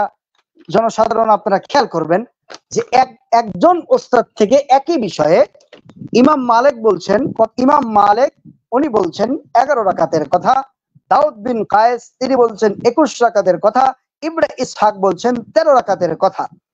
এখন এখানে একটা বিষয় হচ্ছে যে একই ওস্তাদ থেকে যখন বিভিন্ন শাগরেদ একই রিওয়ায়াতকে বিভিন্ন রিওয়ায়াত মুখতালিফ রিওয়ায়াতে বিভিন্ন ভাবে বর্ণনা করেন, তখন এখানে সুরত হলো দুইটা। এক নাম্বার, আপনি তো এখানে এই একই রিওয়ায়াতটা তো বিভিন্ন জন থেকে বিভিন্ন রকম হলে সহি আপনি ধরতে পারবেন না। মুহাম্মদ ইবনে ইউসুফ থেকে ওমর রাদিয়াল্লাহু তাআলা আনহুর ব্যাপারে তারাবির রাকাত সংখ্যায় কেউ বলছেন 21, কেউ বলছেন 13, আর কেউ বলছেন 11। এই তিনটা তো একসাথে সহি হবে না। এই বিষয়টা তো মাথার ভিতরে ঢুকতে হবে তাদের, এই বিষয়টা তাদেরকে বুঝতে হবে। ইমাম মালিকের বর্ণনা যেভাবে সহি, ঠিক সেইভাবে অন্য দুইটাও সহি, অন্য দুইজনই ইমাম। কিভাবে ইমাম? দেখুন, ইমাম মালিক রাহমাতুল্লাহ আলাইহি উনি একজন ইমাম, উনি একজন হাফেজ, উনি একজন সেকা। এখন এখানে সুরতটা হচ্ছে হয় বাদ দিতে হবে, না হয় তরজিহ দিতে হবে, সমন্বয় সাধন করতে হবে। এখন এখানে কোনো বর্ণনাটাই টিকবে না যতক্ষণ পর্যন্ত আমরা এটাকে তারজিহ না দেব বা সমন্বয় সাধন না করব। কারণ কি, এখানে যদি সহি বা সেকা রাবির বিপরীতে, নির্ভরযোগ্য রাবির বিপরীতে এখানে যদি দুর্বল রাবি থাকতো, যে 11 রাকাতের কথা যিনি বর্ণনা করেছেন উনি ঠিক, সেকা আর 21 বা 13 রাকাতের কথা যারা বর্ণনা করেছেন তারা আসলে সেকা নয়, তারা দুর্বল, তাহলে ওগুলো কিন্তু বাদ দিয়ে দিতাম। কিন্তু দাউদ বিন কায়েস, ইবনে ইসহাক এনারাও সেকা রাবি, এনারাও নির্ভরযোগ্য, সুতরাং এনাদেরটা বাদ দেওয়া যাবে না। এখানে সেকা যখন টক্কর লাগে তখন এই বিষয়টা মওকুফ হয়ে যাচ্ছে, সমাধান না দেওয়া পর্যন্ত মওকুফ হয়ে যাবে। সুতরাং এখানে আমাদের সমাধানটা দিতে হবে। আমাদের এখানে একটার উপরে আটকে গেলে হবে না। এখানে যদি আপনি 11 রাকাতের উপরে আটকে যান, কি বলে উনি সহি, এজন্য 11 রাকাতের উপরে আটকে গেলাম, 11 রাকাতের তাই সহি মেনে নিলাম, তাহলে বাদ বাকি দাউদ বিন কায়েস এবং ইবনে ইসহাক তারাও হাফেজ, তারাও মুহাদ্দিস, তারাও সেকা, এই বিষয়টা স্বীকৃত। আপনারা সব রিজালের কিতাবগুলি খুলে দেখতে পাবেন, তারা সেকা। সুতরাং তারাও যদি সেকা হয় তাহলে আপনি এখানে আটকে যেতে পারবেন না। কারণ হচ্ছে ওটা সহি হওয়ার কারণে, সেকা হওয়ার কারণে ইমাম মালিকের 11 রাকাত গ্রহণ করলে দাউদ বিন কায়েস এবং ইবনে ইসহাক ওনারাও তো সেকা, ওনাদেরটা যদি আমরা গ্রহণ করি তাহলে অবশ্যই 13 এবং 21 হয়ে যাবে, এতে কোনো সন্দেহ নাই। সুতরাং 11 রাকাতের বিষয়টা যেটা ওনার 8 রাকাতের দলিল 3 রাকাত বেতের বাদ দিলে এই বিষয়টা কিন্তু এখানেও আটকে গেল। তাদের এই দলিল রাকাত সংখ্যাকে বোঝাচ্ছে না, 8 রাকাত এটা দিয়ে তারা প্রমাণ করতে পারবে না। এটা হচ্ছে প্রথম কথা। দ্বিতীয় নম্বর বিষয় যেটা, সেটা হলো ইমাম মালিক রাহমাতুল্লাহ আলাইহি থেকে যে বর্ণনাটা এসেছে, এই বর্ণনাটার ভিতরে রয়েছে যে মালিক আন মোহাম্মদ ইবনে ইউসুফ থেকে ইমাম মালিক রাহমাতুল্লাহ আলাইহি যে বর্ণনাটা এনেছেন, এর ভিতরেই শুধু আছে আমারা ওমর ইবনে খাত্তাব, ওমর ইবনে খাত্তাব রাদিয়াল্লাহু তাআলা নির্দেশ দিয়েছেন। এছাড়া আর অন্যান্য রাবি যারা রয়েছেন, যেমন আপনি মনে করেন ইয়াহইয়া আল কাত্তান, তারপরে আব্দুল আজিজ, এর বর্ণনা, এই দুইজনের বর্ণনার ভিতরেও 11 রাকাতের কথা আছে। কিন্তু এই দুইজনের বর্ণনা 11 রাকাতের কথা থাকলেও তারা বলেছেন যে তামিমদারি এবং আপনার হচ্ছে যে উবাই ইবনে কাব, ওনাদের ইমামতিতে লোকদেরকে 11 রাকাত ওনারা ইমামতি করেন, ইমামতিতে লোকদেরকে 11 রাকাত পড়িয়েছেন, অর্থাৎ তাদের ইমামতিতে জমা করেছেন, তারা তাদেরকে 11 রাকাত পড়িয়েছেন। এখানে ওমর রাদিয়াল্লাহু তাআলা নির্দেশ করেছেন এই কথা কিন্তু নাই। সুতরাং মুহাম্মদ ইবনে ইউসুফ থেকে ইমাম মালিক, এরপরে ইয়াহইয়া আল কাত্তান, আব্দুল আজিজ ইবনে মুহাম্মদ, এই তিনজনের বর্ণনা আছে 11 রাকাতের। ইবনে ইসহাকের বর্ণনা আছে 13 রাকাতের। দাউদ বিন কায়েসের বর্ণনা আছে 21 রাকাতের।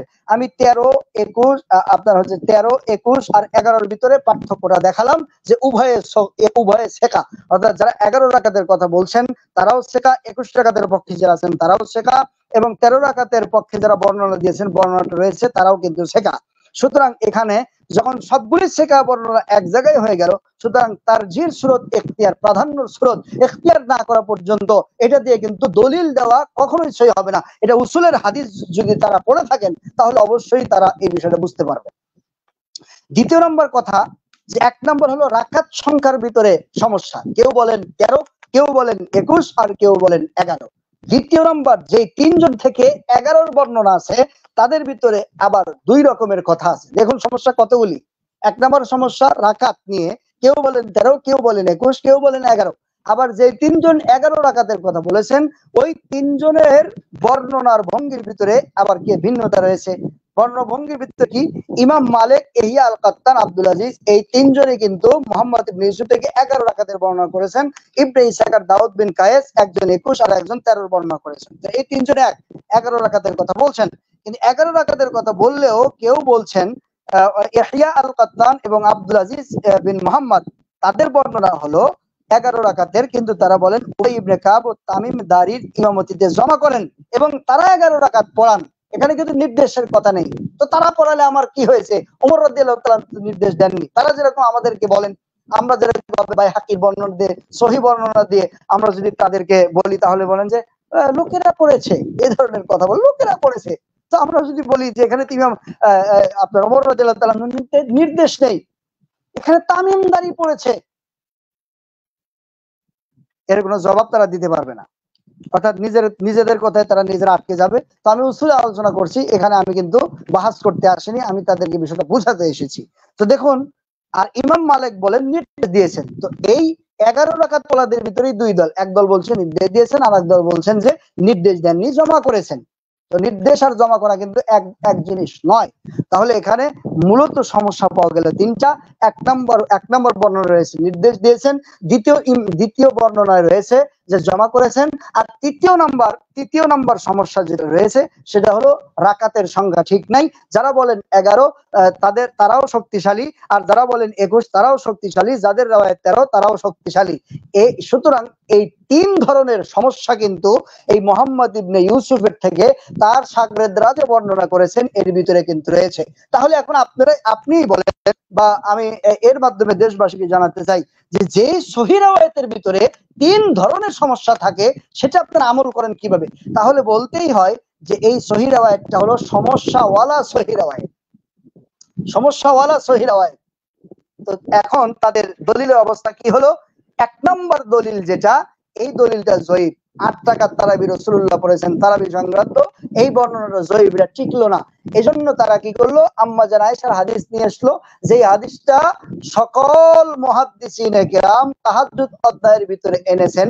এটা সকল মুহাদ্দিসিনে কেরাম তাহাজ্জুদ অধ্যায়ের ভিতরে এনেছেন, যার দ্বারা বোঝা গেল যে এটা তারাবির নামাজ প্রমাণিত হবে না, এটা তাহাজ্জুদের নামাজ। আমাদেরকে গালাগালি শুরু করে দিল, অন্ধ মুকাল্লিদ বলল আমরা এগুলো ইমামদের উপরে ছেড়ে দিলাম, গালি গিয়ে পড়লো তাদের উপরে। তারা বুঝতেও পারলো না যে আসলে এখানে শখের বসে হানাফিদেরকে গালি দিলে হানাফিদের উপরে পড়বে না, এই বিষয়ে তারা বোঝেনি। তাহলে এটা মূলত তাহাজ্জুদের যে হাদিসটা রয়েছেন, এই হাদিস দিয়ে কিন্তু তারা দলিল দিলেন। তারাবির কোনো দলিলই তারা খুঁজে পান নাই, দ্বিতীয় নাম্বার দলিল। 3 নাম্বার, যদিও মেনে নেই ওয়ালাউ ফরজান, এই 10 সেকেন্ডের জন্য যদি আমরা মেনে নেই যে হ্যাঁ এটা তারাবিরই হাদিস, তারাবির যদি হাদিস হয়, তাহলে দ্বিতীয় প্রশ্ন 8 রাকাত প্রমাণিত হয় না। মুসলিম শরীফের ভিতরে আমরা দেখতে পেলাম যে রাসূল সাল্লাল্লাহু আলাইহি ওয়াসাল্লাম রাতে 13 রাকাত নামাজও পড়েছেন। তাহলে বোঝা গেল যে এই দলিলটাও দুই ভাবে কিন্তু টিকলো না, দুটো সমস্যার কারণে। 1 নাম্বার, যে ইমামদের তর্জ তরিকা বোঝা যায় যে এখানে এটাকে তারা তারাবির মনেই করেন নাই, তারাবির হাদিস, এজন্য তারা তারাবির অধ্যায় আলাদা কায়েম করেছেন। দ্বিতীয় নাম্বার, যদিও মানে এটা তারাবির, তাহলেও কিন্তু এটা সমস্যা হলো দুইটা, যে আম্মা জান আয়েশা থেকে এই ব্যাপারে কয়েক রকমের বর্ণনা আছে যার দ্বারা 8 অন্তত প্রমাণিত হবে না। দ্বিতীয় নাম্বার যে তাদের দলিল, 3 নম্বর যে শক্তিশালী দলিল মুয়াত্তা মালিকের ভিতরে যেটা সাহেব ইবনে ইয়াজিদ থেকে মুহাম্মদ ইবনে ইউসুফের বর্ণনা, এর ভিতরে সমস্যাটা হলো মুহাম্মদ ইবনে ইউসুফ থেকে 5 জন শাগরিদ এই একই হাদিস বর্ণনা করেছেন, যার ভিতরে রয়েছে যেটা তাদের সবচেয়ে শক্তিশালী দলিল। এর ভিতরেও আবার সবচেয়ে শক্তিশালী দলিলটাও রয়েছে, এর ভিতরে রয়েছে 3 ধরনের সমস্যা। 1 নম্বর হলো 11 রাকাতের পক্ষে আর 2 জন রয়েছেন, কেউ একজন 13 আর একজন 21, সুতরাং রাকাত সংখ্যার নির্দেশ হয় না। যদিও মেনে নি রাকাত সংখ্যার নির্দেশ হয়, এরপরে তাহলে সমস্যা দাঁড়ায় কি, যারা 11 রাকাতের কথা বলেছেন তাদের বর্ণনার ভঙ্গির ভিতরে শব্দের ভিতরে পার্থক্য আছে। কেউ বলেছেন জামা আর কেউ বলেছেন আমরা। জামা যারা বলেছেন তারা হলেন 2 জন, আমরা যারা বলেছেন তারা হলেন 1 জন। আর খোদ ইমাম মালিক রাহমাতুল্লাহ আলাইহি এই বর্ণনা করলেও এই বর্ণনার উপরে আমল করাটা উনি জরুরি মনে করেননি, বা এই বর্ণনার উপরে আমল করা মুনাসিব মনে করেননি, এজন্য উনি 8 রাকাত তারাবি পড়েননি। কত রাকাত তারাবি পড়েছে এটা নিয়ে কিন্তু আজকের বাহাস না। তবে ইমাম মালিক রাহমাতুল্লাহ আলাইহি এই হাদিসের বর্ণনাকারী হলেও উনি 8 রাকাত তারাবি পড়েননি, এটাই সহিভাবে প্রমাণিত। সুতরাং আমরা আজকে খুবই সংক্ষেপে তাদের 3টা দলিলের সার সংক্ষেপ আমি বলে দিলাম, অসারতা প্রমাণ করলাম। আমি আবারও 1 মিনিটে বলছি, তাদের প্রথম হাদিসটা হচ্ছে জয়ীফ, এর সিহহতের ব্যাপারে, হাসান হওয়ার ব্যাপারে কোনো বক্তব্য নাই।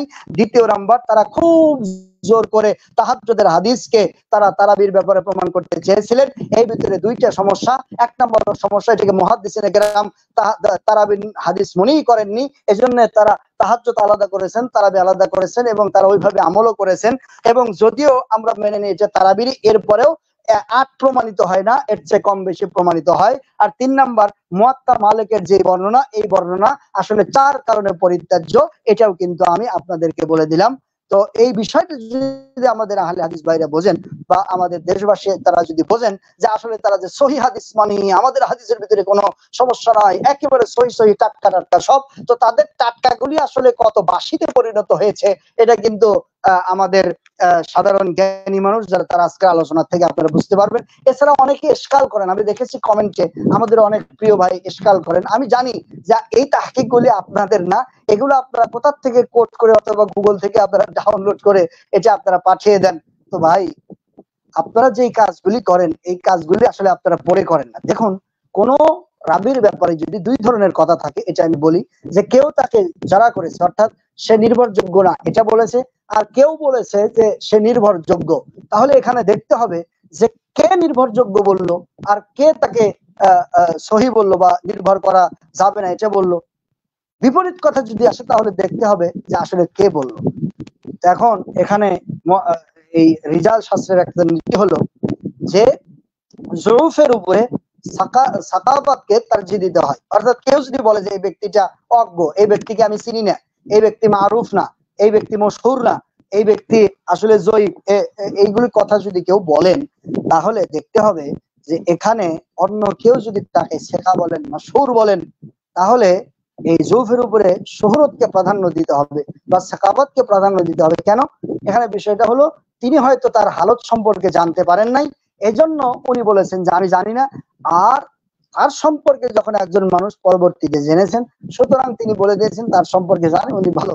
সুতরাং একজন ইমাম বললেই যে একজন রাবী দুর্বল হয়ে যাবেন, আমরা যখন তাদের আমাদের এই হাদিসগুলোর উপরে আপনি যখন প্রশ্ন তোলেন, তখন এই হাদিসগুলিকে কোন কোন ইমাম এই হাদিসগুলিকে রাবিগুলিকে শেখা বলেছেন, নির্ভরযোগ্য বলেছেন, এগুলো যখন আমরা যখন তালিকা পাঠাই, লেখাই, তখন আপনারা আবার দেখান যে কারা কারা আবার এটাকে কি বলেছেন, এর বর্ণনাকারীকে দুর্বল বলেছেন। তো আপনারা এটা খেয়াল রাখবেন যে দুর্বল যারা বলেছেন তাদের পক্ষে দলিল খুবই কম। আর কারণ হচ্ছে তিনি জানেন না, এ কারণে দুর্বল। কেউ একজন বলেছে হাদিস কোথাও একটা সমস্যা হয়েছে, এই কারণে বলেছেন দুর্বল। কিন্তু যারা বলেছেন সহি বা যারা বলেছেন নির্ভরযোগ্য, অবশ্যই তাদের কাছে প্রমাণ রয়েছে, এ কারণেই তারা কিন্তু বলেছেন। তাছাড়া আপনি একজনকে বললেন, সমালোচনা করলেন, আমার কাছে যদি দলিল না থাকে তাহলে কিন্তু আমি আপনার সমালোচনা কাটতে পারবো না। আসলে দলিল দেওয়াটা আসল না, দলিলটা টিকাটা আসল। একজন জয়ীব বললো, তার জোব তো টিকতে হবে। টিকতে হবে কখন? যখন কেউ তার সাকাওয়াতের উপরে দলিল না দিবে। যখন সাকাওয়াতের উপরে দলিল দিবে তখন কিন্তু আগের দলিলটা বাদ হয়ে যাবে। এজন্য এই বিষয়টা যদি আসলে এগুলো উসিলে আলোচনা, সাধারণ মানুষ বোঝাও কঠিন। এই বিষয়গুলো একটা বর্ণনা আছে, একজন ইমামের জরাত তাদিল আছে, আপনার মাযহাবটা প্রমাণ করার জন্য আপনি টেনে আনলেন, এটা কিন্তু ইনসাফ হবে না ভাই।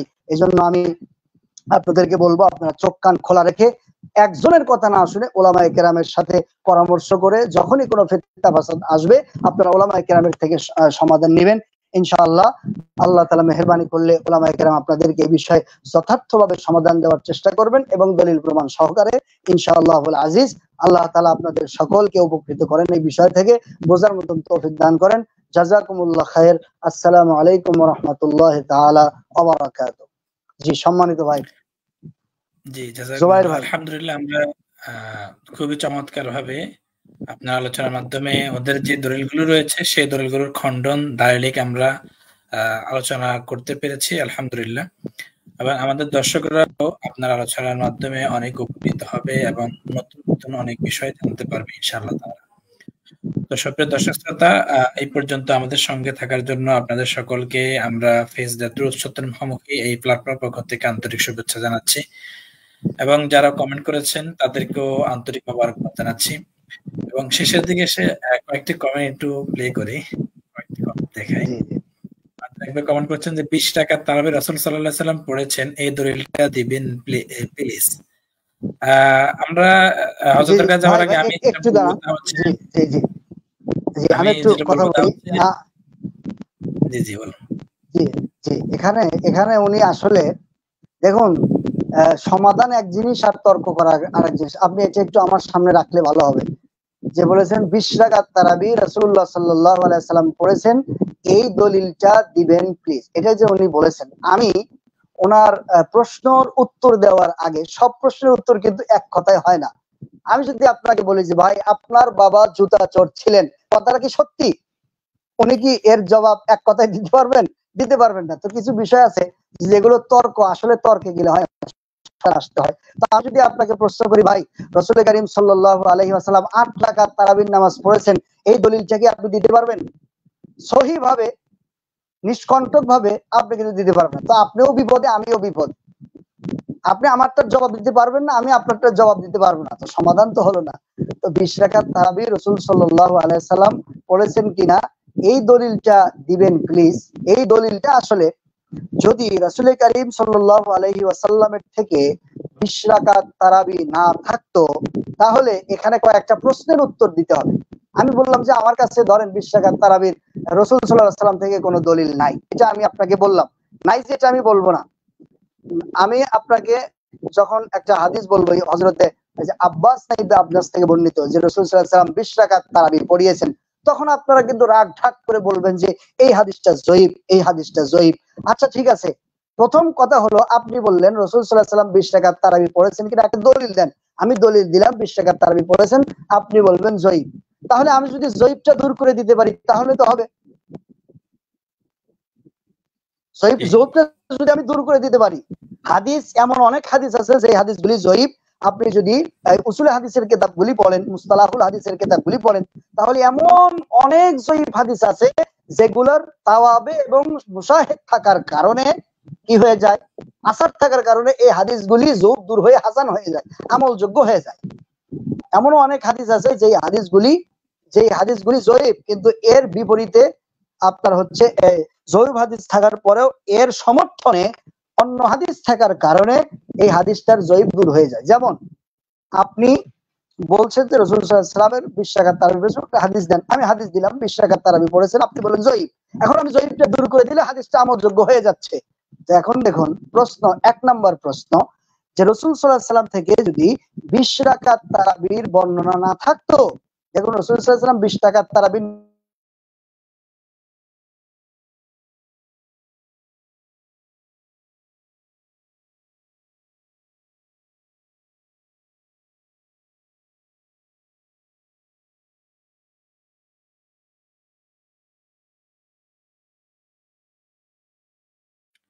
আমরা হযরতের কথা শুনতে পাচ্ছি না, আপনারা কেউ শুনতে পাচ্ছেন কিনা? আমি মনে করছি আমার নেটওয়ার্কের সমস্যা, সম্ভবত হযরতের এখানে নেটওয়ার্কের সমস্যা দেখা দিচ্ছে। তো আপনারা যারা যুক্ত রয়েছেন তারা একটু বলবেন যে আমাদের কথা কার, হযরত কি আমার কথা শুনতে পাচ্ছেন? আপনার কথা আমরা কিছুক্ষণ আগে শুনতে পাইনি। জি জি জি, সুয়াইদ বিন গাফালা উনি একজন সাহাবী, ইমাম বুখারী রাহমাতুল্লাহ আলাইহি বলছেন যে উনি আজীবন 20 রাকাত পড়েছেন। তাহলে প্রশ্ন, সাহাবায়ে কেরাম তো রাসূল সাল্লাল্লাহু আলাইহি ওয়াসাল্লামকে দেখেছেন, যারা 8 রাকাত, যেহেতু রাসূল সাল্লাল্লাহু আলাইহি ওয়াসাল্লাম নির্ধারণ করেননি, 8ও পড়েছেন, 20ও পড়েছেন, আরো বিভিন্ন বর্ণনা আছে, তো রাসূল থেকে যদি 20 রাকাতের বর্ণনা একেবারেই না থাকতো, তাহলে সুয়াইদ বিন গাফালা সারা জীবনই কিভাবে রমজান মাসে 20 রাকাত তারাবি পড়লেন? এর জবাবটা একটু আপনি দিবেন। তারপরে হযরত আলী রাদিয়াল্লাহু তাআলা আনহু থেকে যে দলিলটা আছে যে উনি 20 রাকাত তারাবি মানুষদেরকে পড়তে বলেছেন, তো রাসূল সাল্লাল্লাহু আলাইহি ওয়াসাল্লাম থেকে যদি কোনোদিনই 20 রাকাত তারাবি যদি উনি না জানতেন, না পড়তেন, তাহলে উনি কি এই যে ওনার হযরত আলী রাদিয়াল্লাহু তাআলা আনহু উনি কিভাবে 20 রাকাত তারাবির নির্দেশ দিলেন? আপনি ওমর রাদিয়াল্লাহু তাআলা বাদই দেন, যদি রাসূল থেকে 20 রাকাতের কোনো বর্ণনাই যদি সাহাবীদের কাছে না থাকতো, তাহলে হযরত ওসমান কিভাবে 20 রাকাত নামাজের তার চালুটা বর্ণনা বজায় রেখেছিলেন? সুয়াইদ বিন গাফালা কিভাবে সারা জীবন 20 রাকাত নামাজ পড়তেন? মুসান্নাফ ইবনে আবি শাইবার ভিতরে আপনার হলো উবাই ইবনে কাব মদিনায় 20 রাকাত তারাবির নামাজের ইমামতি করেছেন। এটা কিভাবে আসলো? এই সিয়ারে আলামুন নুবালার ভিতরে হযরত হাসান বসরি রাওয়ায়াতটা কোথা থেকে আসলো? ইমাম নববী রাহমাতুল্লাহ আলাইহি খুলাসাতুল আহকামে এটাকে আবার কিভাবে সহিহ বললেন? এরপরে সুনানুল কুবরা লিল বাইহাকি কানজুল আম্মালের ভিতরে 20 রাকাতের বর্ণনাগুলি কোন জায়গা থেকে আসলো? তাবেঈনদের আমল কোন জায়গা থেকে আসলো? ইমাম তিরমিজির কথাগুলি আপনি কোন জায়গায় ফেলে দিবেন? 20 রাকাতের কোনো বর্ণনা যদি রাসূল থেকে না থাকতো, তাহলে একটা কথা ছিল, যেহেতু জয়ীফ হলেও একটা রাওয়ায়াত আছে এবং এই রাওয়ায়াতের পক্ষে সাহাবায়ে কেরামের আমল আছে, তাবেঈনদের আমল আছে এবং আহলে ইলমদের এই ব্যাপারে কি আপনাদের সিদ্ধান্ত রয়েছে। সুতরাং এটাকে আমরা মেনেই নিতে পারি যে রাসূল সাল্লাল্লাহু আলাইহি ওয়াসাল্লাম থেকে যদি কোনোভাবেই 20 রাকাতের বর্ণনা নাই থাকতো, তাহলে পরবর্তীতে 20 রাকাতের এই মত কখনো সৃষ্টি হতো না। যে আশা করি কিছুটা হলো উত্তর পেয়েছেন। যে আর কেউ কোনো কমেন্ট করেছে? জি, জাযাকুমুল্লাহ। চমৎকারভাবে দালালিক আলোচনার মাধ্যমে ওনার প্রশ্নের জবাবটা আমরা পেয়েছি, আলহামদুলিল্লাহ। এরপরেও যদি ওনার সন্তুষ্ট না হয়, সেটা আমাদের করার কিছু নেই। আমরা দালালিক আলোচনা করেছি, দলিল সহ উত্তর দিয়েছি আমরা। আর এই বিষয়ে আমরা ইতিপূর্বে আরো আলোচনা করেছি, আলহামদুলিল্লাহ। এবং এই বিষয়ে আলোচনা করেছি এবং রাসূল সাল্লাল্লাহু আলাইহি ওয়াসাল্লাম তারাবির রাকাতের সংখ্যা কত তা নিয়ে আমরা এই পেজের মধ্যে আলোচনা করেছি এবং আমাদের এই পেজে এখনো ভিডিওটা রয়েছে, তার রাসূল সাল্লাল্লাহু আলাইহি ওয়াসাল্লাম তারাবির রাকাতের সংখ্যা এই শিরোনামে, ওখান থেকে আপনি দেখে নিতে পারেন ইনশাআল্লাহ তাআলা।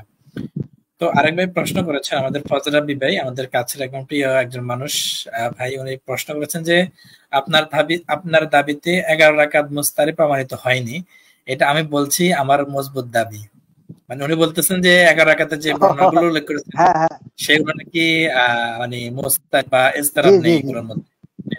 সম্মানিত ভাই, এখানে ফজলে রাব্বি নামের যে আইডিটা, এখানে একটা ছবি দেওয়া হয়েছে, এখানে কিন্তু আমাদের মুহতারাম, আমি এটা একটু জুম করে দেখেছি, আব্দুল মালেক হাফিজাহুল্লাহ, ওনার ছবিটা দেখা যাচ্ছে মনে হচ্ছে, আমি কি দেখতে পাচ্ছি? আব্দুল মালেক হাফিজাহুল্লাহ আমাদের তালকার আব্বাস সাহেব, উনি ফজল রাব্বি ভাই, উনি আমাদেরই একজন লোক, উনি মাঝে মধ্যে এভাবে কমেন্ট করে থাকে আর কি, যাতে করে লামাজের বাইরেও সত্যটা জানতে পারে। হ্যাঁ, তো এখানে যে 11 রাকাত মুস্তাহিব প্রমাণিত হয়নি, এটা আমি বলছি এটা আমার একটা মজবুত দাবি, এটা একটা কোট করা কথা। কারণ এই ধরনের কথাগুলি আমাদের আহলে হাদিস ভাইরা, আপনি যতই দলিল দেন, দলিল দিয়ে গলা ফাটিয়েও যদি আপনি দেন, এরপরেও যদি কেউ বলে যে আমি মানি না, তাহলে করার কিছু আছে? করার কিছু আছে? এইসব প্রশ্নের জবাব দিতে হবে আসলে কিভাবে? এইসব প্রশ্নের জবাব দিতে হবে ফেস টু ফেস, ওনাকে নিয়ে বসতে হবে, বসে একটা করে পয়েন্ট আলোচনা করে প্রশ্ন ছুড়ে দিতে হবে যে তুমি এটা মানো কি মানো না। বলে এটা আমি মানি না, তখন এর প্রেক্ষিতে না মানলে কি সমস্যা, আবার প্রশ্ন করতে হবে। মানলে কি হয়, প্রশ্ন করতে হবে, প্রশ্ন করে আটকিয়ে না দেওয়া পর্যন্ত আপনি আলোচনা করলেন, আলোচনার শেষে আমি বললাম যে আমি এটা মানি না, তাহলে আপনি কিছু করতে পারবেন? এটা ফেস টু ফেস ছাড়া, এটা যে মুস্তারিব প্রমাণিত হয়নি এটা আপনার মজবুত দাবি বললে তো হবে না। মুহাদ্দিসিনে কিরাম বলছেন মুস্তারিব, এটা আপনার এখানে এলাউ সুনানের ভিতরে এটা উল্লেখ করছে কোন কোন মুহাদ্দিস এটাকে মুস্তারিবের ব্যাপারে, এটা যে পরস্পর বিরোধিতার ভিতরে পড়ে গেছে এবং এটা যদি দলিল যোগ্য নয়, এটার ভিতরে কোন কোন মুহাদ্দিস বলেছেন এটার নাম উল্লেখ করা আছে। তো এখন বিষয়টা হলো যে আপনার মজবুত দাবি তো হলে হবে না, আপনি তো আর মুহাদ্দিস না, আপনি তো এই বিষয়ে বিশেষজ্ঞ না, আপনি সাধারণ মানুষ। দাবি করলে কি হবে? সবকিছু দাবি করলে হয়? জি জি জি, শুকরিয়া। আমাদের ওই ভাই যে ভাইয়ের 20 রাকাতের দলিলটা দিয়েছেন রাসূল সাল্লাল্লাহু আলাইহি সাল্লামের পক্ষ থেকে, উনি আবার কমেন্ট করেছেন জাযাকুমুল্লাহু খাইরান, হুজুর 8 রাকাতের কিছুটা প্রমাণ বা দলিল পাওয়া যায় আয়েশা রাদিয়াল্লাহু তাআলা সহ অন্যান্য সাহাবী থেকে, আর 20 রাকাত না 8 রাকাত 20 রাকাত 30 রাকাত সহ যত রাকাতের দলিল পাওয়া যায় সব তো পড়া যাবে, সো এতে এত বাড়াবাড়ি কেন? মানে উনি বলতেছে 8 রাকাত পাওয়া যায় 20। জি উনি একজন সুন্দর, উনি একটা সুন্দর কথা বলছেন। ভাইয়ের চেহারাও দেখতে পাচ্ছি মাশাআল্লাহ, উনি মনে হচ্ছেন একজন মুতাওয়াসসিত মধ্যম পর্যায়ের লোক, গোড়া কোনো লোক না। এই জন্য ভাই আপনাকে শুকরিয়া। তো আমরা এখানে দেখুন, এখানে কিন্তু আমরা বাধ্যবাধকতা নিয়ে আলোচনা করছি না, এখানে আমরা একটা ডিফেন্সিভ আলোচনা করছি। ডিফেন্সিভ আলোচনা বলতে ওনারা বলছেন যে 20 রাকাতের কোনো সহিহ হাদিস নেই, 20 রাকাত পড়াটা রাসূল সাল্লাল্লাহু আলাইহি ওয়াসাল্লাম থেকে প্রমাণিত নয়, সাহাবীদের থেকে প্রমাণিত নয়, 20 রাকাত যারা পড়ে তারা অন্ধ, 20 রাকাত যারা পড়ে তারা ভুলের মধ্যে আছে 8 রাকাতই। এই যে তাদের, যেখানে আপনি বলছেন সুন্দর কথা যে 8, 20, 30, 36, 39 সহ আরো বিভিন্ন রাকাত আছে 41, এই যে রিওয়ায়াতগুলি আছে এগুলো আছে, তো এখানে বাড়াবাড়ি কেন ভাই? বাড়াবাড়ি তো আমরা করছি না, আমরা শুধু আপনাদেরকে বলছি যে ভাই 8 টাকা তো আছে, 20 টাকা তো আছে, 30 টাকা তো আছে, 11 টাকা তো আছে, 19 টাকা তো আছে।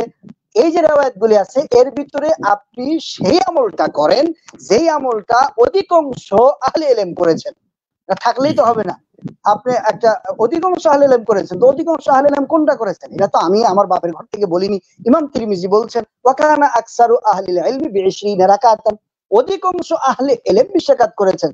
তো পণ্ডিত জ্ঞানী ব্যক্তি যারা, তাদেরকে সাধারণ মানুষ অনুসরণ করে সর্বক্ষেত্রে। এখন এখানে ভাই হয়তো খুব সুন্দরভাবে বুঝতে পারবেন যে 4 জন ডাক্তার বসে আছেন, 4 জন ডাক্তার বসে আছেন, একজন সাধারণ এমবিবিএস, আর একজন এমবিবিএস প্লাস এফআরসিএস, আর একজন সহযোগী অধ্যাপক, আর একজন ডাইরেক্ট অধ্যাপক মেডিসিন বিষয়, মেডিসিন বিভাগের বিভাগীয় অধ্যাপক। 4 জন বসে আছেন। তো এখানে 4 জন, আপনার জ্বর হয়েছে, 4 জন আপনাকে 4 রকমের ওষুধ সাজেস্ট করলো, আপনি কোনটা মানবেন? অথবা 3 জন এক হয়ে একটা সাজেস্ট করলো আর 2 জন বললো 2 রকমের, উনিও ডাক্তার, ওনার মতটা মানা যাবে। কিন্তু কোনো মানুষই কিন্তু এখানে বলবে না যে উনি যেহেতু এমবিবিএস ডাক্তার উনিও বোঝেন, নাপাপরি যেটা দিয়েছেন ওটা ঠিক আছে, আর 3 জন এফআরসিএস ডাক্তার, সহযোগী অধ্যাপক, একেবারে ডাইরেক্ট মেডিসিন বিভাগের অধ্যাপক, এই 3 জন মিলে অধিকাংশ তারা একটা কথা বললেন যে তোমার এই নাপার সাথে এটাও খেতে হবে। তখন কেউ কিন্তু শুধু নাপা খাবে না, কারণ না 3 জনই আবার বড়, আবার 3 জনই আবার তারা সংখ্যায় বেশি, এটা মানুষের একটা প্রবণতা। এজন্য কিন্তু উনি বলছেন যে, ইমাম তিরমিজি বলছেন যে এই 4-5 রকমের রিওয়ায়াত আছে, কিন্তু নিরাপদ হলো ওইটাই কানা আকসারু আহলিল ইলমি, যেটা অধিকাংশ বিজ্ঞ ব্যক্তিগণ আমল করেছেন। ওনারা বেশিরভাগ করুক, কিন্তু এটা অনিরাপদ নয়। আপনার 8 রাকাত করুক, এটা অনিরাপদ না। 40 রাকাত করেন, এটা অনিরাপদ না, করেন আপনি, সমস্যা নাই। কিন্তু এটা কমন সেন্স হলেও তো বোঝা যায় যে 3-4 জন বিজ্ঞ লোক মিলে একটা বিষয় সিদ্ধান্ত নিলে মানুষ সাধারণত সেটাই, মানে এটা ঝুঁকি কম।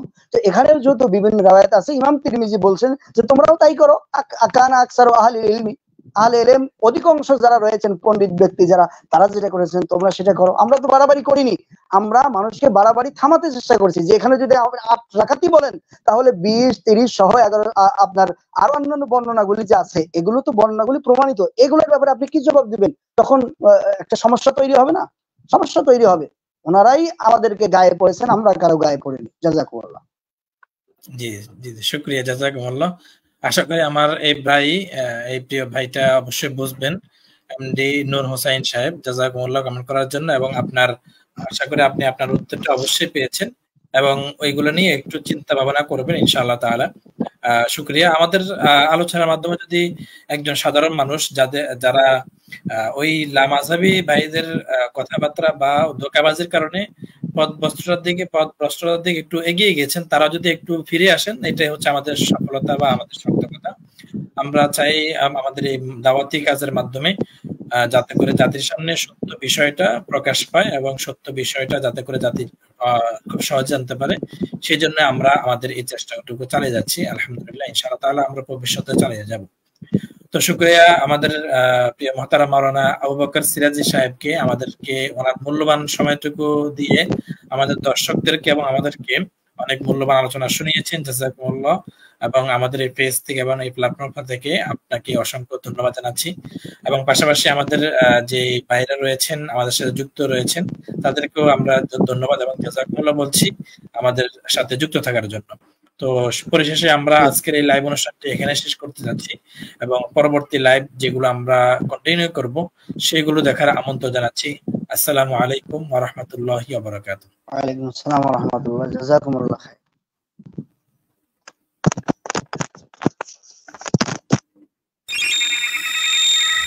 देवबंद ने इस्लाम का परचम दुनिया में लहराया है। जुल्म सितम के दौर के अंदर हक का दीप जलाया है। देवबंद ने इस्लाम का परचम दुनिया में लहराया है। जुल्म सितम के दौर के अंदर हक का दीप जलाया है। देवबंद ने इस्लाम का परचम